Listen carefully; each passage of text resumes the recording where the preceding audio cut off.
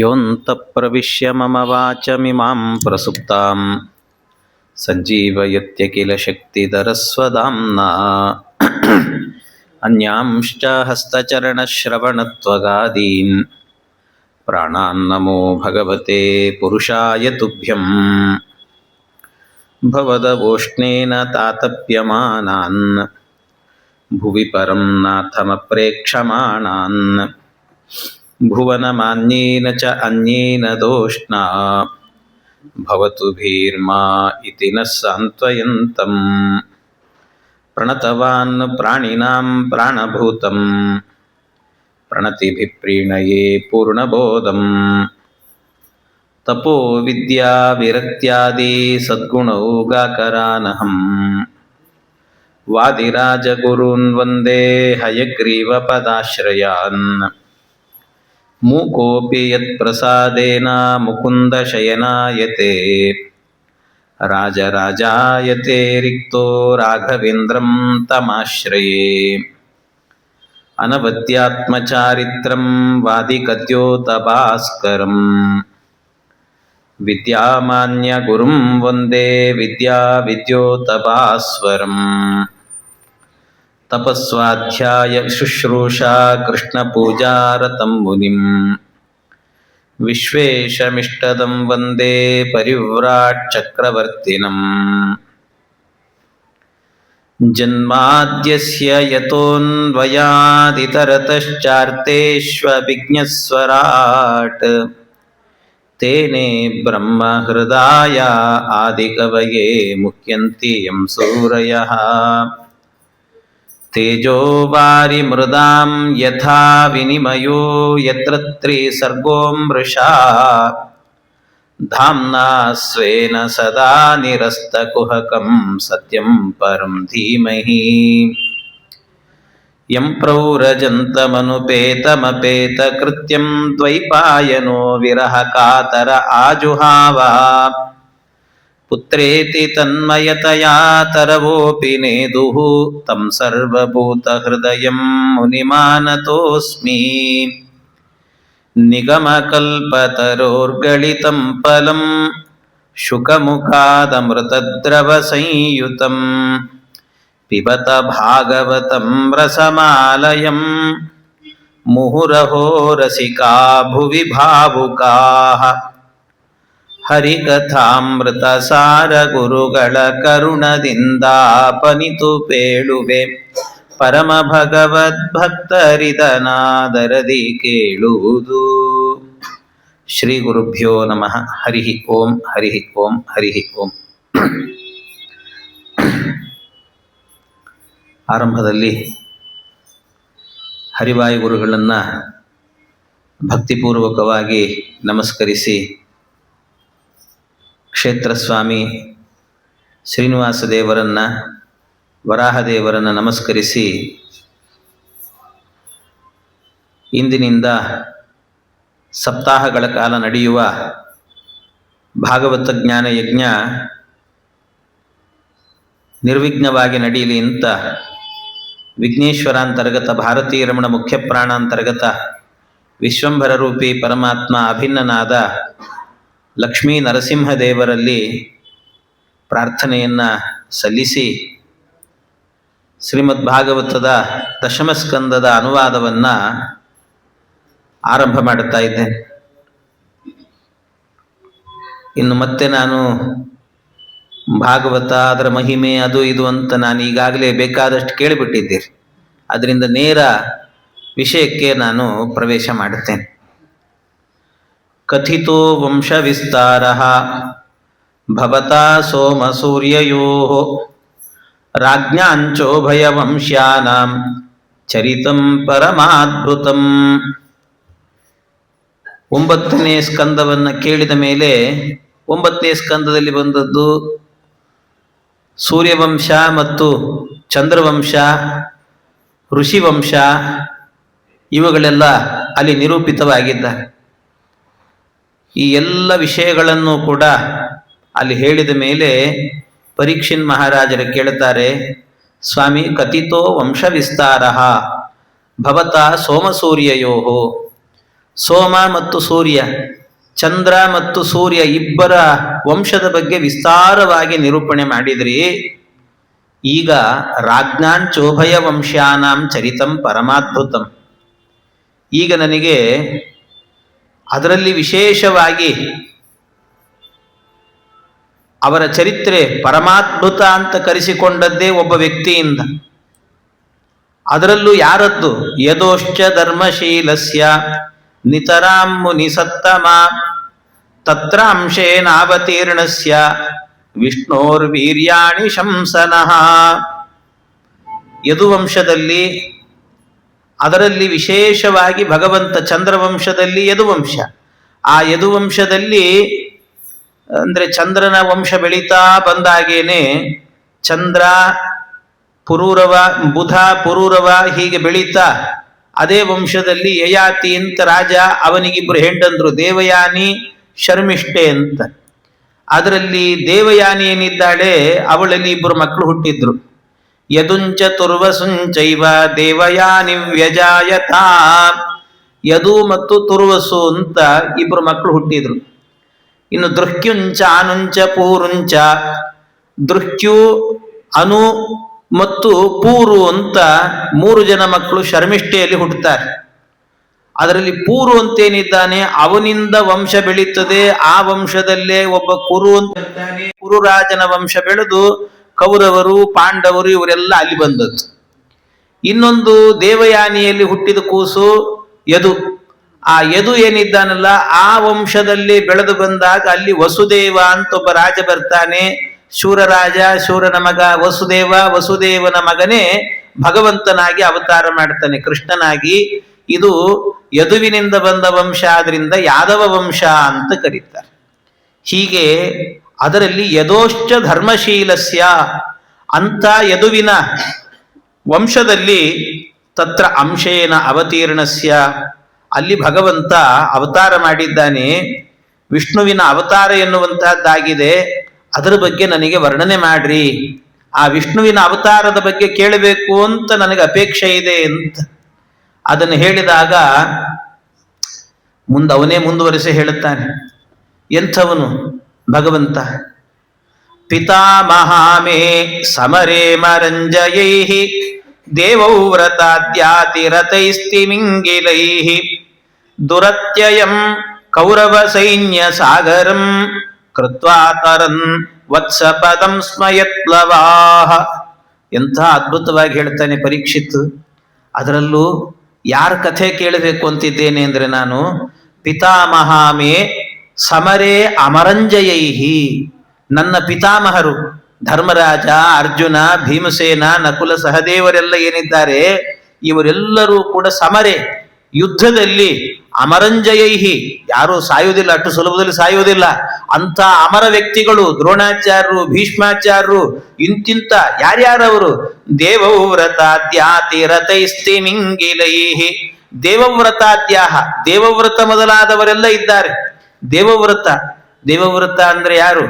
ಭೀಷ್ಮಾಚಾರ್ಯರು ಅಂತ ಅರ್ಥ. ಭೀಷ್ಮಾಚಾರ್ಯರಿಗೆ ಭೀಷ್ಮ ಅನ್ನುವಂತಹದ್ದು ಅವರಿಗೆ ಬಿರುದದು, ಹೆಸರಲ್ಲ, ಬಿರುದು. ಅವರಿಗೆ ನಾಮಕರಣ ಮಾಡಿದ ಹೆಸರು ದೇವವ್ರತ ಅಂತ ಹೆಸರು.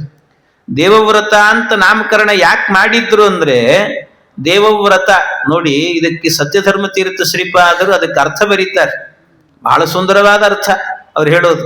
ದೇವವ್ರತ ಅಂತ ಯಾಕೆ ದೇವವ್ರತ? ಸಾಮಾನ್ಯವಾಗಿ ವ್ರತ ಅಂದ್ರೆ ಏನು? ವ್ರತ ಅಂದ್ರೆ ಬಿಡೋದು ಅಂತ ಅರ್ಥ. ಚಾತುರ್ಮಾಸ್ಯ ವ್ರತ ಅಂತ ಮಾಡ್ತೀರಿ. ಕ್ಷೀರವ್ರತ ಅಂದ್ರೆ ಏನರ್ಥ? ಕ್ಷೀರ ಬಿಡೋದು ಅಂತ ಅರ್ಥ. ಅದು ಹಾಗೆ ದಧಿ ವ್ರತ ಅಂದ್ರೆ ಮೊಸರು ಬಿಡೋದು ಅಂತ. ಶಾಖಾವ್ರತ ಅಂದ್ರೆ ತರಕಾರಿ ಬಿಡೋದು ಅಂತ ಅರ್ಥ. ಹಾಗೆ ದೇವವ್ರತ ಅಂದ್ರೆ ಅರ್ಥ ಏನು? ದೇವರನ್ನು ಬಿಡೋದು ಅಂತ ಅರ್ಥ. ಹಾಗೆ ದೇವರನ್ನು ಬಿಟ್ಟಿದ್ದ ಅಂತ ಅರ್ಥ. ಹಾಗಾಗಿ ದೇವವ್ರತ ಅನ್ನೋದಕ್ಕೆ ಅರ್ಥ ಏನಾಗ್ತದೆ ಅಂದ್ರೆ ದೇವರನ್ನು ಬಿಟ್ಟವನು ಅಂತ. ಹಾಗರ್ಥವೇ. ಭೀಷ್ಮಾಚಾರ್ಯರು ಅವರನ್ನು ಕೇಳಿದಾಗ ಹೇಳಿದ ಮಾತು, ಜಗತ್ತಿನಲ್ಲಿ ಅತ್ಯಂತ ಶ್ರೇಷ್ಠವಾದ ಧರ್ಮ ಯಾವುದು ಅಂತ ಹೇಳ್ರಿ ನನಗೆ ಅಂತ ಧರ್ಮರಾಜ ಕೇಳ್ತಾನೆ.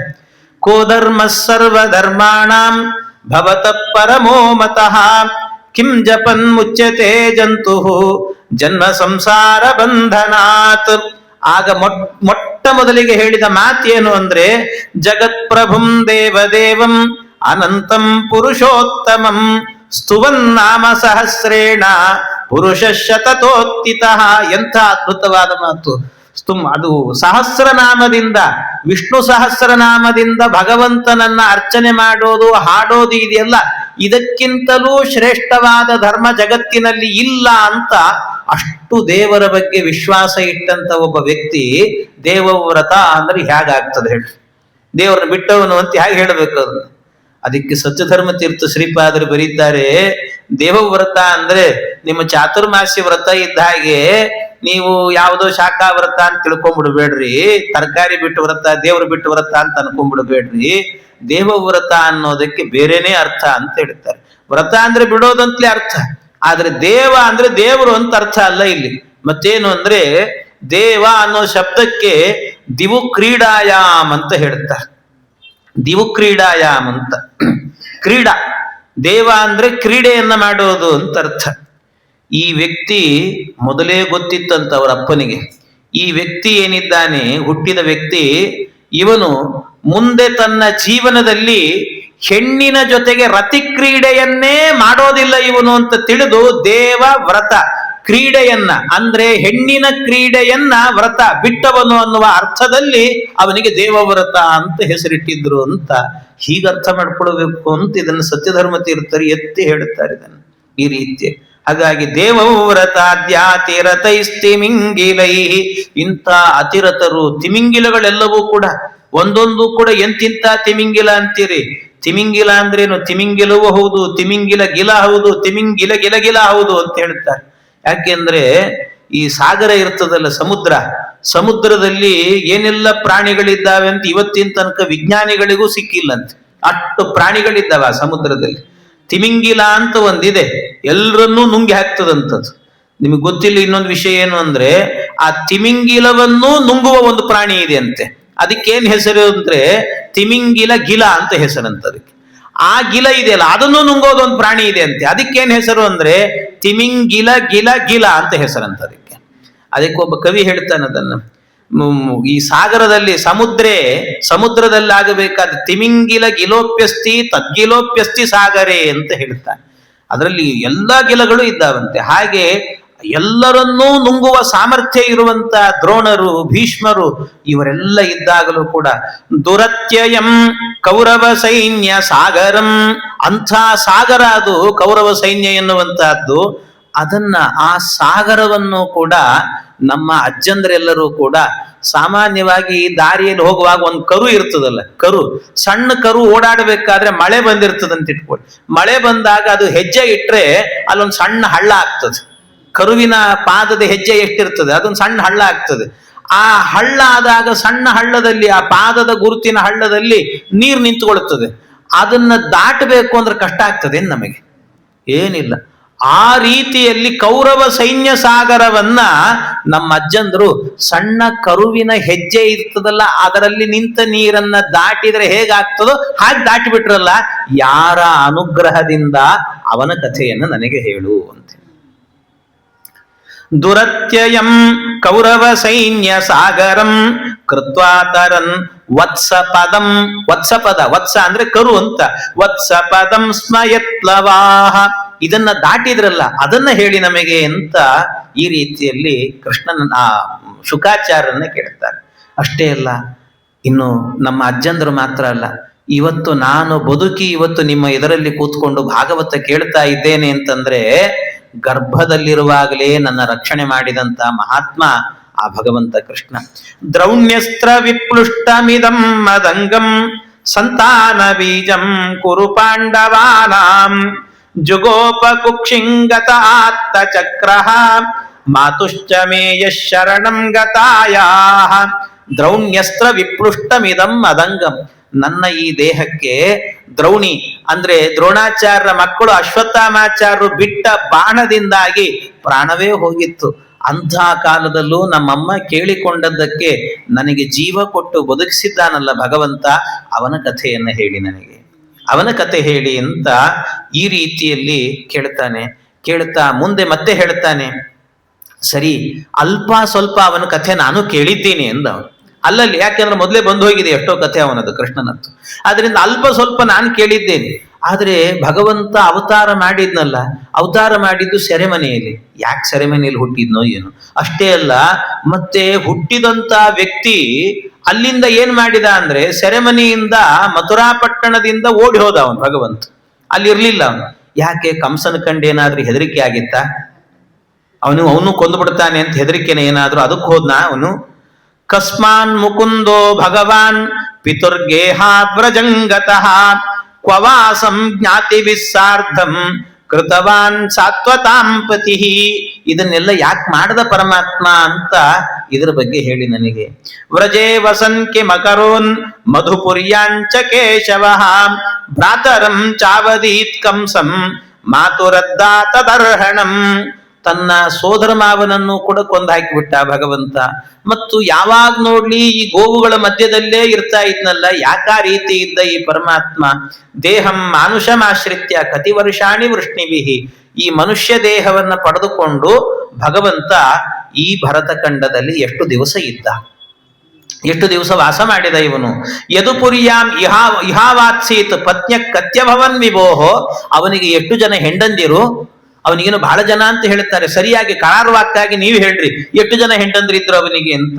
ನೈಷಾತಿ ದುಸ್ಸಹ ಕ್ಷುನ್ನಾಂ ತ್ಯಕ್ತೋದಮಪಿ ಬಾಧತೆ. ಈ ಕೃಷ್ಣನ್ ಕಥೆ ಕೇಳಬೇಕಾದ್ರೆ ಈಗಾಗಲೇ ತುಂಬಾ ದಿನಗಳು ಕಳೆದು ಹೋಗಿದೆ. ಅಂದ್ರೆ ನಾನು ಸುಮಾರು 5ನೇ ದಿನದ ಹತ್ತಿರಕ್ಕೆ ಬರ್ತಾ ಇದ್ದೇನೆ.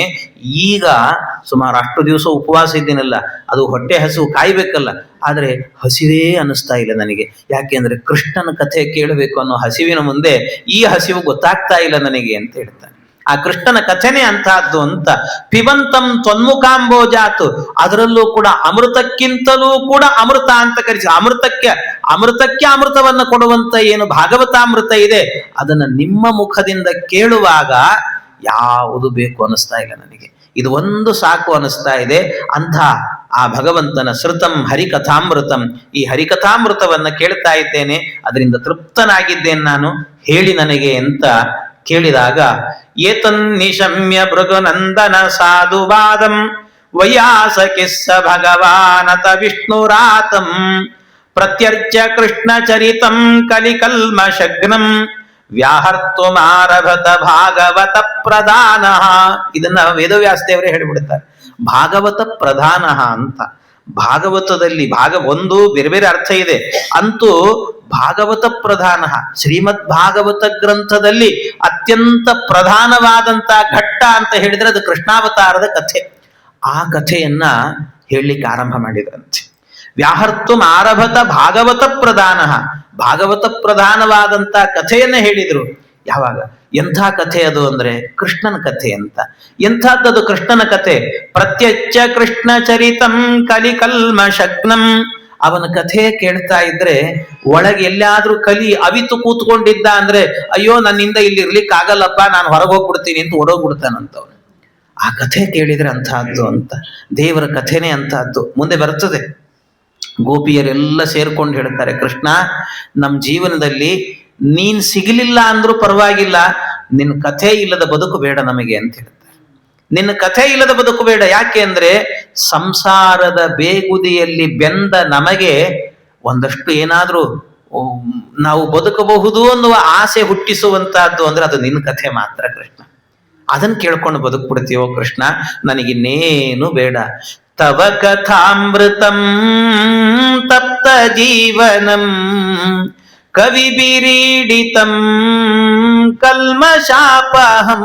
ಎಂಥ ಕಥೆ ಇವನದ್ದು ಕೃಷ್ಣನದ್ದು. ತವ ಕಥಾಮೃತಂ ತಪ್ತ ಜೀವನಂ. ತಪ್ತ ಅಂದ್ರೆ ಬೆಂದು ಹೋದ ಜೀವನ ಇದೆಯಲ್ಲ ಸಂಸಾರದಲ್ಲಿ, ಅದಕ್ಕೆಲ್ಲದಕ್ಕೂ ಕೂಡ ಆನಂದವನ್ನು ಕೊಡುವ ಕಥೆ ನಿನ್ನದ್ದು. ಕಲ್ಮಶಾಪಹಂ, ಒಳಗಿರುವಂತ ಕಲಿ ಕಲ್ಮಶಗಳನ್ನೆಲ್ಲವನ್ನು ಕೂಡ ತೊಡೆದು ಹಾಕುವಂತ ಕಥೆ. ಅಂಥ ಕೃಷ್ಣನ ಕಥೆಯನ್ನ ಕಲಿ ಕಲ್ಮಶಗ್ನಂ ವ್ಯಾಹರ್ತು ಮಾರಭತ ಭಾಗವತ ಪ್ರಧಾನ. ಒಂದು ಭಾಗವತದಲ್ಲಿ ಪ್ರಧಾನವಾದದ್ದು, ಅದರಲ್ಲೂ ಭಾಗವತರಲ್ಲಿ ಪ್ರಧಾನರಾದಂಥ ಶುಕಾಚಾರ್ಯ ಇದನ್ನು ಹೇಳ್ತಾ ಇದ್ದಾರಂತೆ. ಶುಕಾಚಾರ್ಯ ಹೇಳ್ತಾ ಇದ್ದಾರೆ ಈ ಕಥೆಯನ್ನು. ಹೀಗೆ ಆ ಕಥೆಯನ್ನು ಹೇಳಲಿಕ್ಕೆ ಆರಂಭ ಮಾಡ್ತಾರೆ. ಏನಾಯಿತು ಅಂತ, ಏನಾಯ್ತು ಅಂದ್ರೆ ಗೌರ್ಭೂತ್ವ ಅಶ್ರಮುಖಿ ಖಿನ್ನ ರುದಂತಿ ಕರುಣಂ ಯತ ಉಪಸ್ಥಿತ ಅಂಕೆ ತಸ್ಮೈ ವ್ಯಸನಂ ಸಮವೋಚತ. ಒಮ್ಮೆ ಗೋರೂಪದಲ್ಲಿ ಭೂದೇವಿ ಬಂದು, ಇದೆಲ್ಲ ಕಥೆ ನಿಮಗೆ ಗೊತ್ತಿದೆ. ಆ ಗೋರೂಪದಲ್ಲಿ ಭೂದೇವಿ ಬಂದು ಭೂದೇವಿ ಕೇಳಿಕೊಳ್ಳುತ್ತಾಳೆ. ಬ್ರಹ್ಮದೇವರ ಬಳಿಯಲ್ಲಿ ಬಂದು ಪ್ರಾರ್ಥನೆ ಮಾಡಿದ್ಲಂತೆ. ಬ್ರಹ್ಮ ತನ್ನ ದುಃಖವನ್ನೆಲ್ಲ ಹೇಳಿಕೊಳ್ತಾ ಇದ್ದಾಳೆ. ಯಾಕೆ ಗೋವಿನ ರೂಪದಲ್ಲಿ ಯಾಕೆ ಬಂದ್ಲು ಅಂದ್ರೆ ಸತ್ಯಧರ್ಮ ತೀರ್ಥರು ಬರೀತಾರೆ. ಯಾಕೆ ಬಂದ್ಲು ಅಂದ್ರೆ ಅದರಲ್ಲಿ ವಿಶೇಷ ಏನು ಅಂದ್ರೆ ಗೋವು ಅಂದ್ರೆ ಭಗವಂತನಿಗೆ ಅತ್ಯಂತ ಪ್ರೀತಿ ಅಂತೆ. ಅದರಿಂದ ಗೋವಿನ ರೂಪದಲ್ಲಿ ಹೋಗಿ ನಿಂತ್ರೆ ಕಣ್ಣೀರು ಹಾಕಿದ್ರೆ ಕೂಡಲೇ ಬಂದು ಅನುಗ್ರಹ ಮಾಡ್ತಾನಂತೆ ಪರಮಾತ್ಮ.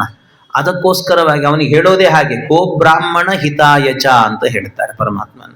ಗೋವುಗಳಿಗೆ ಮತ್ತು ಬ್ರಾಹ್ಮಣರಿಗೆ ಅತ್ಯಂತ ಹಿತವನ್ನ ಮಾಡತಕ್ಕಂಥವನು ಪರಮಾತ್ಮ. ಆದ್ರಿಂದಾಗಿ ಅಂತ ಭಗವಂತನ ಬಳಿಗೆ ಗೋವಿನ ರೂಪದಲ್ಲಿ ಅಲ್ಲ, ಇನ್ನೊಂದು ಹೇಳಿದ್ದಾರಲ್ಲ, ಬ್ರಾಹ್ಮಣ ಅಂತಲೂ ಹೇಳಿದ್ದಾರೆ. ಗೋ ಬ್ರಾಹ್ಮಣ ಹಿತಾಯಚ ಅಂತ ಹೇಳಿದ್ದಾರೆ. ಅದು ಬ್ರಾಹ್ಮಣ ರೂಪದಲ್ಲೇ ಹೋಗ್ಬೋದಿತ್ತಲ್ಲ, ಗೋವಿನ ರೂಪದಲ್ಲೇ ಯಾಕೆ ಹೋಗಿದ್ದು ಅಂದ್ರೆ ಅದಕ್ಕೆ ಮತ್ತೆ ಹೇಳ್ತಾರೆ, ಗೋವಿನ ರೂಪದಲ್ಲೇ ಯಾಕೆ ಹೋದ್ಲು ಅಂತಂದ್ರೆ ಬ್ರಾಹ್ಮಣ ರೂಪದಲ್ಲಿ ಹೋಗ್ಬೋದಿತ್ತು, ಇಲ್ಲ ಅಂತಲ್ಲ. ಆದ್ರೆ ಈ ಗೋವಿನಲ್ಲಿ ಇನ್ನೂ ಕೂಡ ಪ್ಯೂರಿಟಿ ಅನ್ನುವಂಥದ್ದು ಉಳಿದಿದೆ ಅಂತ, ಅದರಲ್ಲಿ ಬ್ರಾಹ್ಮಣರಲ್ಲಿ ಅಷ್ಟು ಉಳಿಲಿಲ್ಲ ಅಂತ ಹೇಳ್ತಾರೆ. ಬ್ರಾಹ್ಮಣರಲ್ಲಿ ಯಾಕೆಂದ್ರೆ ನಡತೆಗೆಟ್ಟವರು ಎಷ್ಟೋ ಜನ ಇದ್ದಾರೆ. ಅದರಿಂದಾಗಿ ಎಲ್ಲೋ ಒಂದ್ ಸ್ವಲ್ಪ, ಅದಕ್ಕೋಸ್ಕರವೇ ಹೇಳುವಾಗ ಏನ್ ಮಾಡಿದ್ದಾರೆ ಅಂದ್ರೆ ಶ್ಲೋಕದಲ್ಲಿ ಮೊದಲು ಗೋವನ್ನು ಹೇಳಿ ಆಮೇಲೆ ಬ್ರಾಹ್ಮಣರನ್ನು ಹೇಳಿದ್ದಾರೆ. ಕೆಲವರು ಇರ್ತಾರೆ, ಆದ್ರಿಂದ ಅವರಿಗೋಸ್ಕರ ಇರ್ಲಿ ಅಂತ ಬ್ರಾಹ್ಮಣ ಅಂತ ಹೇಳಿದ್ದಾರಂತೆ. ಆದ್ರೆ ಅದಕ್ಕಿಂತ ಪ್ಯೂರಿಟಿ ಅನ್ನುವಂಥದ್ದು, ಆ ಧರ್ಮದ ಬಗ್ಗೆ ಆ ಕಾಳಜಿ, ಆ ಪ್ರೀತಿ, ಅದನ್ನೆಲ್ಲ ಉಳಿಸಿಕೊಂಡಿರುವಂತ ಏಕಮಾತ್ರ ಪ್ರಾಣಿ ಅಂತ ಹೇಳಿದ್ರೆ ಅದು ಗೋ. ಅದರಿಂದ ಅದು ಅತ್ಯಂತ ಪ್ರೀತಿ ಪಾತ್ರವಾದಂತಹದ್ದು ಅಂತ. ಹಾಗಾಗಿ ಆ ಗೋವಿನ ರೂಪದಲ್ಲಿ ಆ ಭೂದೇವಿ ಹೋಗ್ತಾಳೆ. ಭೂದೇವಿ ಗೋರೂಪದಲ್ಲಿ ಹೋಗಿ ಪ್ರಾರ್ಥನೆ ಮಾಡ್ತಾಳಂತೆ. ಪ್ರಾರ್ಥನೆ ಮಾಡಿದಾಗ ಅದರಲ್ಲೂ ಕೂಡ ಬ್ರಹ್ಮದೇವರೇನು ಮಾಡಿದ್ರು, ಬ್ರಹ್ಮದೇವರು ಅಲ್ಲಿಂದ ಈ ಮೇರು ಪರ್ವತದ ಮೇಲೆ ಹೋದ್ರಂತೆ. ಮೇರು ಪರ್ವತದ ಮೇಲೆ ಒಂದು ಬ್ರಹ್ಮದೇವರ ಒಂದು ದೊಡ್ಡ ಸಭೆ ಇದೆ ಅಲ್ಲಿ. ಆ ಸಭೆಯಲ್ಲಿ ಎಲ್ಲ ದೇವತೆಗಳನ್ನು ಕೂಡ ಕರೀತಾರೆ. ಅದಕ್ಕಿಂತ ಮೊದಲು ಬ್ರಹ್ಮದೇವರೇ ಏನು ಮಾಡಿದ್ರಂತೆ, ಪುರುಷ ಸೂಕ್ತದಿಂದಾಗಿ ಪರಮಾತ್ಮನನ್ನ ಸ್ತೋತ್ರ ಮಾಡಿದ್ರಂತೆ. ಪರಮಾತ್ಮನನ್ನ ಪುಂಸೂಕ್ತೇನ ಅಂತ ಹೇಳ್ತಾರೆ. ಪುರುಷಂ ಪುರುಷ ಸೂಕ್ತೇನ ಉಪತಸ್ಥೆ ಸಮಾಹಿತ. ಅದು ಪುಂಸೂಕ್ತದಿಂದ, ಪುರುಷ ಸೂಕ್ತದಿಂದಾಗಿ ಸ್ತೋತ್ರ ಮಾಡಿದ್ರು. ಆ ಪುರುಷ ಸೂಕ್ತದಿಂದ ಯಾಕೆ ಸ್ತೋತ್ರ ಮಾಡಿದ್ರು ಅಂದ್ರೆ ವಾದರಾಜ ಸ್ವಾಮಿಗಳು ಬರೀತಾರೆ, ಯಾಕೆ ಬೇರೆ ಸೂಕ್ತ ಇತ್ತಲ್ಲ, ಬೇರೆದ್ರಲ್ಲೂ ಹೇಳ್ಬೋದಲ್ವಾ ಅಂದ್ರೆ ದೇವರಲ್ಲಿ ಪ್ರಾರ್ಥನೆ ಮಾಡ್ತಾ ಇದ್ದೇವೆ ನಾವು. ಏನ್ ಪ್ರಾರ್ಥನೆ ಮಾಡ್ತಾ ಇದ್ದೀವಿ ಅಂದ್ರೆ, ದೇವರೇ ನೀನ್ ಬಂದು ನಮಗೊಂದು ಅನುಗ್ರಹ ಮಾಡು ಅಂತ. ಭೂಮಿ ತುಂಬಾ ದುಃಖಿತಳಾಗಿದ್ದಾಳೆ, ಎಲ್ಲ ಕಡೆಯಲ್ಲೂ ರಾಕ್ಷಸರು ಸೇರಿದ್ದಾರೆ, ಅವರೇ ಆಳ್ತಾ ಇದ್ದಾರೆ. ರಾಮಾವತಾರದ ಕಾಲದಲ್ಲಿ ಯಾರ್ಯಾರೆಲ್ಲರೂ ಸತ್ತಿದ್ರು ರಾಕ್ಷಸರು, ಅವರೆಲ್ಲ ವಿಚಾರ ಮಾಡಿದ್ರಂತೆ, ನಾವಿನ್ನು ಮುಂದೆ ಅವತಾರ ಮಾಡುವಾಗ ಸಾಮಾನ್ಯ ವ್ಯಕ್ತಿಗಳಾದ್ರೆ ನಮ್ಮನ್ನು ಕೊಂದು ಬಿಡುತ್ತಾರೆ, ನಾವೇ ರಾಜರುಗಳಾಗಿ ಬಿಡಬೇಕು, ಆಗ ನಾವು ದೇಶ ಆಳ್ಕೊಂಡಿರ್ಬೋದು ಅಂತ ವಿಚಾರ ಮಾಡಿ ಅನೇಕರೆಲ್ಲರೂ ಕೂಡ ದೇಶ ಆಳ್ಕೊಂಡೇ ಇದ್ರಂತೆ. ಎಲ್ಲೋ ಎಷ್ಟೋ ಕಡೆಯಲ್ಲಿ ರಾಜ ಪದವಿ ಸಿಗದೇ ಇದ್ರೂ ಕೂಡ ಏನ್ ಮಾಡ್ತಾ ಇದ್ರಂತೆ, ಆ ರಾಜ ಪದವಿಯನ್ನು ಕೂಡ ಆಳ್ತಾ ಇದ್ರಂತೆ. ಪದವಿಯಲ್ಲಿ ಕೂಡ್ತಿರ್ಲಿಲ್ಲ, ಆದ್ರೆ ರಾಜನನ್ನು ಆಳುವಂತ ವ್ಯಕ್ತಿಗಳು, ಕೀಚಕ ಮೊದಲಾದವರೆಲ್ಲ ಹಾಗೆ ಮತ್ತೆ ಅವ್ರು ಮಾಡಿದ್ದು. ಅವ್ರು ರಾಜ ಪದವಿಯಲ್ಲಿ ಕೂಡ್ಲಿಲ್ಲ, ಆದ್ರೆ ಆಳ್ತಾ ಇದ್ರಂತೆ, ಎಲ್ಲವನ್ನೂ ಕೂಡ ಆಳ್ತಿದ್ರು, ಹಿಂಗಿದ್ರು. ಅದರಿಂದಾಗಿ ಅವರೆಲ್ಲರ ಸಂಹಾರ ಮಾಡಬೇಕು ಅಂತ ಭೂದೇವಿ ಪ್ರಾರ್ಥನೆ ಮಾಡಿದ್ರು. ಆ ಭೂದೇವಿಯ ಪ್ರಾರ್ಥನೆಗೆ ಇವರು ಪುರುಷ ಸೂಕ್ತದಿಂದ ಸ್ತೋತ್ರ ಮಾಡಿದ್ರಂತೆ. ಭೂದೇವಿ ಕೇಳ್ತಾ ಇದ್ದಾಳೆ ಅಂತ. ಅದಕ್ಕೆ ಪುರುಷ ಸೂಕ್ತ ಯಾಕೆ ಅಂತಂದ್ರೆ, ಪುರುಷ ಸೂಕ್ತ ಏನ್ ಹೇಳ್ತದೆ ಹೇಳಿ? ಪುರುಷ ಸೂಕ್ತದಲ್ಲಿ ಆರಂಭದಲ್ಲಿ ಬರುವಂತಹದ್ದು ಸಹಸ್ರ ಶೀರ್ಷ ಪುರುಷ ಸಹಸ್ರಾಕ್ಷ ಸಹಸ್ರಾಪಾತ್ ಸಭೂಮಿಂ ವಿಶ್ವತೋ ವೃತ್ವ, ಎಲ್ಲ ಇರೋದು ಸಹಸ್ರ ಶೀರ್ಷ ಅಲ್ಲ, ಸಹಸ್ರ ಸಹಸ್ರ ಸಹಸ್ರ, ಎಲ್ಲ ಸಹಸ್ರ ಅಂತ ಹೇಳ್ತಾರೆ.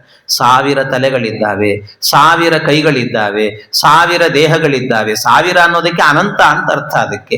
ಹಾಗೆ 1000 1000 1000 ಅಂತ 1000 1000 ಅಂತ ಹೇಳಿದಾಗ ಆಗ ಇದರ ಮೂಲಕ ಬ್ರಹ್ಮದೇವರು ಹೇಳಿದ್ರಂತೆ, ಸ್ವಾಮಿ ನಿನಗೆ 1000 ಕೈಗಳು, 1000 ಮುಖಗಳು, 1000 ದೇಹಗಳು, ಇಷ್ಟೆಲ್ಲ ಇದ್ದರೂ ಕೂಡ ನಮ್ಮ ಕೆಲಸ ಏನಿದೆಯಲ್ಲ ಜಾಸ್ತಿ ಏನಿಲ್ಲ, ಒಂದೇ ಒಂದು ಕೆಲಸ, ಭೂಭಾರ ಹರಣ ಅಷ್ಟೆ. ನಿನಗೆ 1000 ಕೈಗಳಲ್ಲಿ ಈ ಒಂದು ಕೆಲಸವನ್ನ ಒಂದು ಕೈಯಲ್ಲಿ ಮಾಡೋದು ನಿನಗೆ ದೊಡ್ಡ ವಿಷಯನೇ ಅಲ್ಲ ಭಗವಂತ, ಆದ್ರಿಂದ ಬಂದು ನಮಗೆ ಅನುಗ್ರಹ ಮಾಡು ಅಂತ ಆ ಸ್ತೋತ್ರ ಹೇಳುತ್ತದೆ. ಆದ್ರಿಂದಾಗಿ ಪರಮಾತ್ಮನನ್ನ ಪುರುಷ ಸೂಕ್ತದಿಂದ ಸ್ತೋತ್ರ ಮಾಡಿದ್ರಂತೆ. ಈ ರೀತಿ ಪುರುಷ ಸೂಕ್ತದಿಂದ ಸ್ತೋತ್ರವನ್ನ ಮಾಡಿ ಭಗವಂತನನ್ನ ಕರೀತಾರೆ.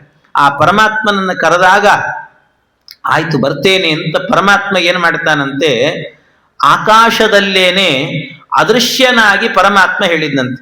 ಗಿರಂ ಸಮಾದೌ ಗಗನೆ ಸಮೀರಿತಾಂ ನಿಶಮ್ಯ ವೇದಾಸ್ತ್ರಿದಶಾನುವಾಚ ಗಾಂ ಪೌರುಷೀಮೆ ಶೃಣುತಾಮರಃ ಪುನಃ ವಿಧೀಯತಾಂ ಆಶು ತಥೈವ ಮಾಚಿರಂ.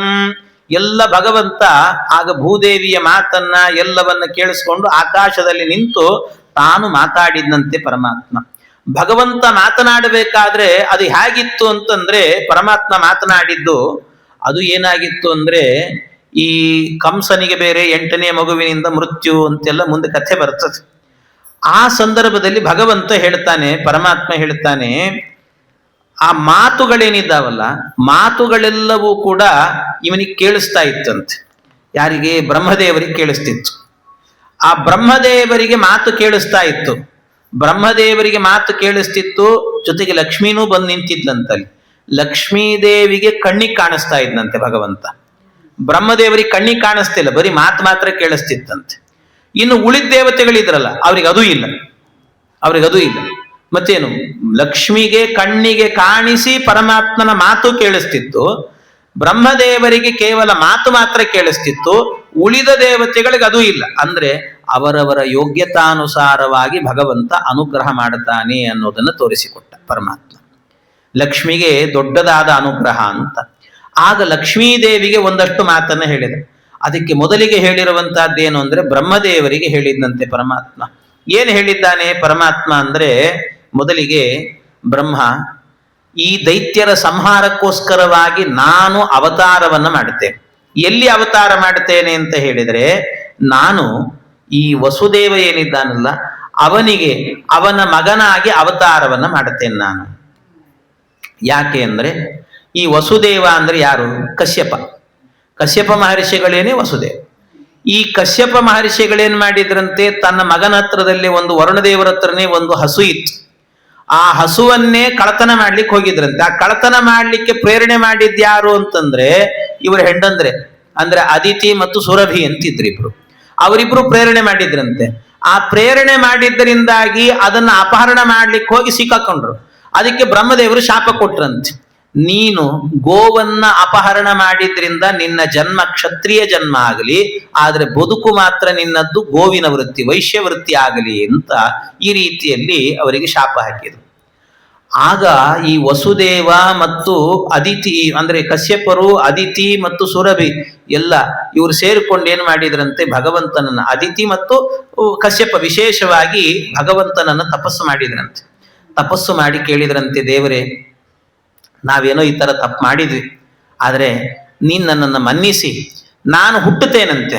ಹುಟ್ಟಿದಾಗ ನನ್ನ ಮಗನಾಗಿ ನೀನು ಹುಟ್ಟಬೇಕು, ನೀನು ಅವತಾರ ಮಾಡಬೇಕು ಅಂತ ಕೇಳಿಕೊಂಡ್ರಂತೆ. ಅವರಷ್ಟೇ ಕೇಳಿದ್ದು, ನನ್ನ ಮಗನಾಗಿ ಬೆಳಿಬೇಕು, ನೀನು ಹುಟ್ಟಬೇಕು ಅಂತ.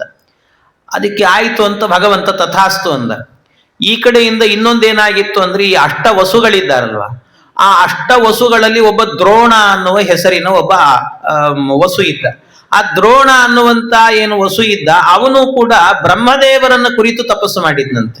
ಏನ್ ತಪಸ್ಸು ಮಾಡಿ ಏನ್ ಕೇಳಿದ್ದ ಅಂದ್ರೆ, ತಾನು ತನ್ನ ಹೆಂಡತಿ ಇಬ್ರು ಕೂಡ ಏನ್ ಕೇಳಿದ್ರು ಅಂದ್ರೆ, ಭಗವಂತ ನಮ್ಮ ಮಗನಾಗಿ ಹುಟ್ಟಬೇಕು, ಅಷ್ಟೇ ಅಲ್ಲ ಅದರ ಜೊತೆಗೆ ಅವನನ್ನು ಎತ್ತಿ ಮುದ್ದಾಡಬೇಕು ಅಂತ ಕೇಳಿದ್ರಂತೆ.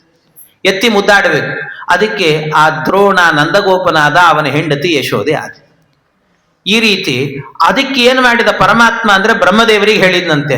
ಈ ಕಾಣದೆ ಮಾತಾಡಿದ ಸಂದರ್ಭದಲ್ಲಿ ಪರಮಾತ್ಮ ಹೇಳಿದ್ನಂತೆ, ಬ್ರಹ್ಮ ನಾನು ಅವತಾರ ಮಾಡ್ತೇನೆ, ಭೂಭಾರ ಹರಣ ಮಾಡ್ತೇನೆ, ಆದರೆ ಒಂದು ಕೆಲಸ ಏನು ಅಂತಂದ್ರೆ, ನೀನು ಈಗಾಗಲೇನೆ ಇವನಿಗೆ ದ್ರೋಣ ಅನ್ನುವಂತಹ ವಸುವಿಗೆ ನೀನು ವರ ಕೊಟ್ಟಿದ್ದಿ, ನಾನು ಕಶ್ಯಪರಿಗೆ ವರ ಕೊಟ್ಟಿದ್ದೆ. ಈಗ ಇಬ್ಬರಿಗೂ ಕೂಡ ಮಗನಾಗಿ ಹುಟ್ಟಬೇಕು ಅಂದ್ರೆ ಎರಡೆರಡು ಬಾರಿ ಅವತಾರ ಮಾಡಬೇಕಾಗ್ತದೆ. ಆದ್ರೆ ಕಶ್ಯಪರು ಬೈ ಮಿಸ್ಟೇಕ್ ಕೇಳ್ಬೇಕಾದ್ರೆ ಏನಾಯ್ತೋ ಗೊತ್ತಿಲ್ಲ, ನಮ್ಮ ಮಗನಾಗಿ ಹುಟ್ಟಬೇಕು ಅಂತ ಅಷ್ಟೇ ಕೇಳಿದ್ರು. ಇವರು ನಿನ್ನನ್ನು ಎತ್ತಿ ಮುದ್ದಾಡಬೇಕು ಅಂತ ಕೇಳಿದ್ರು.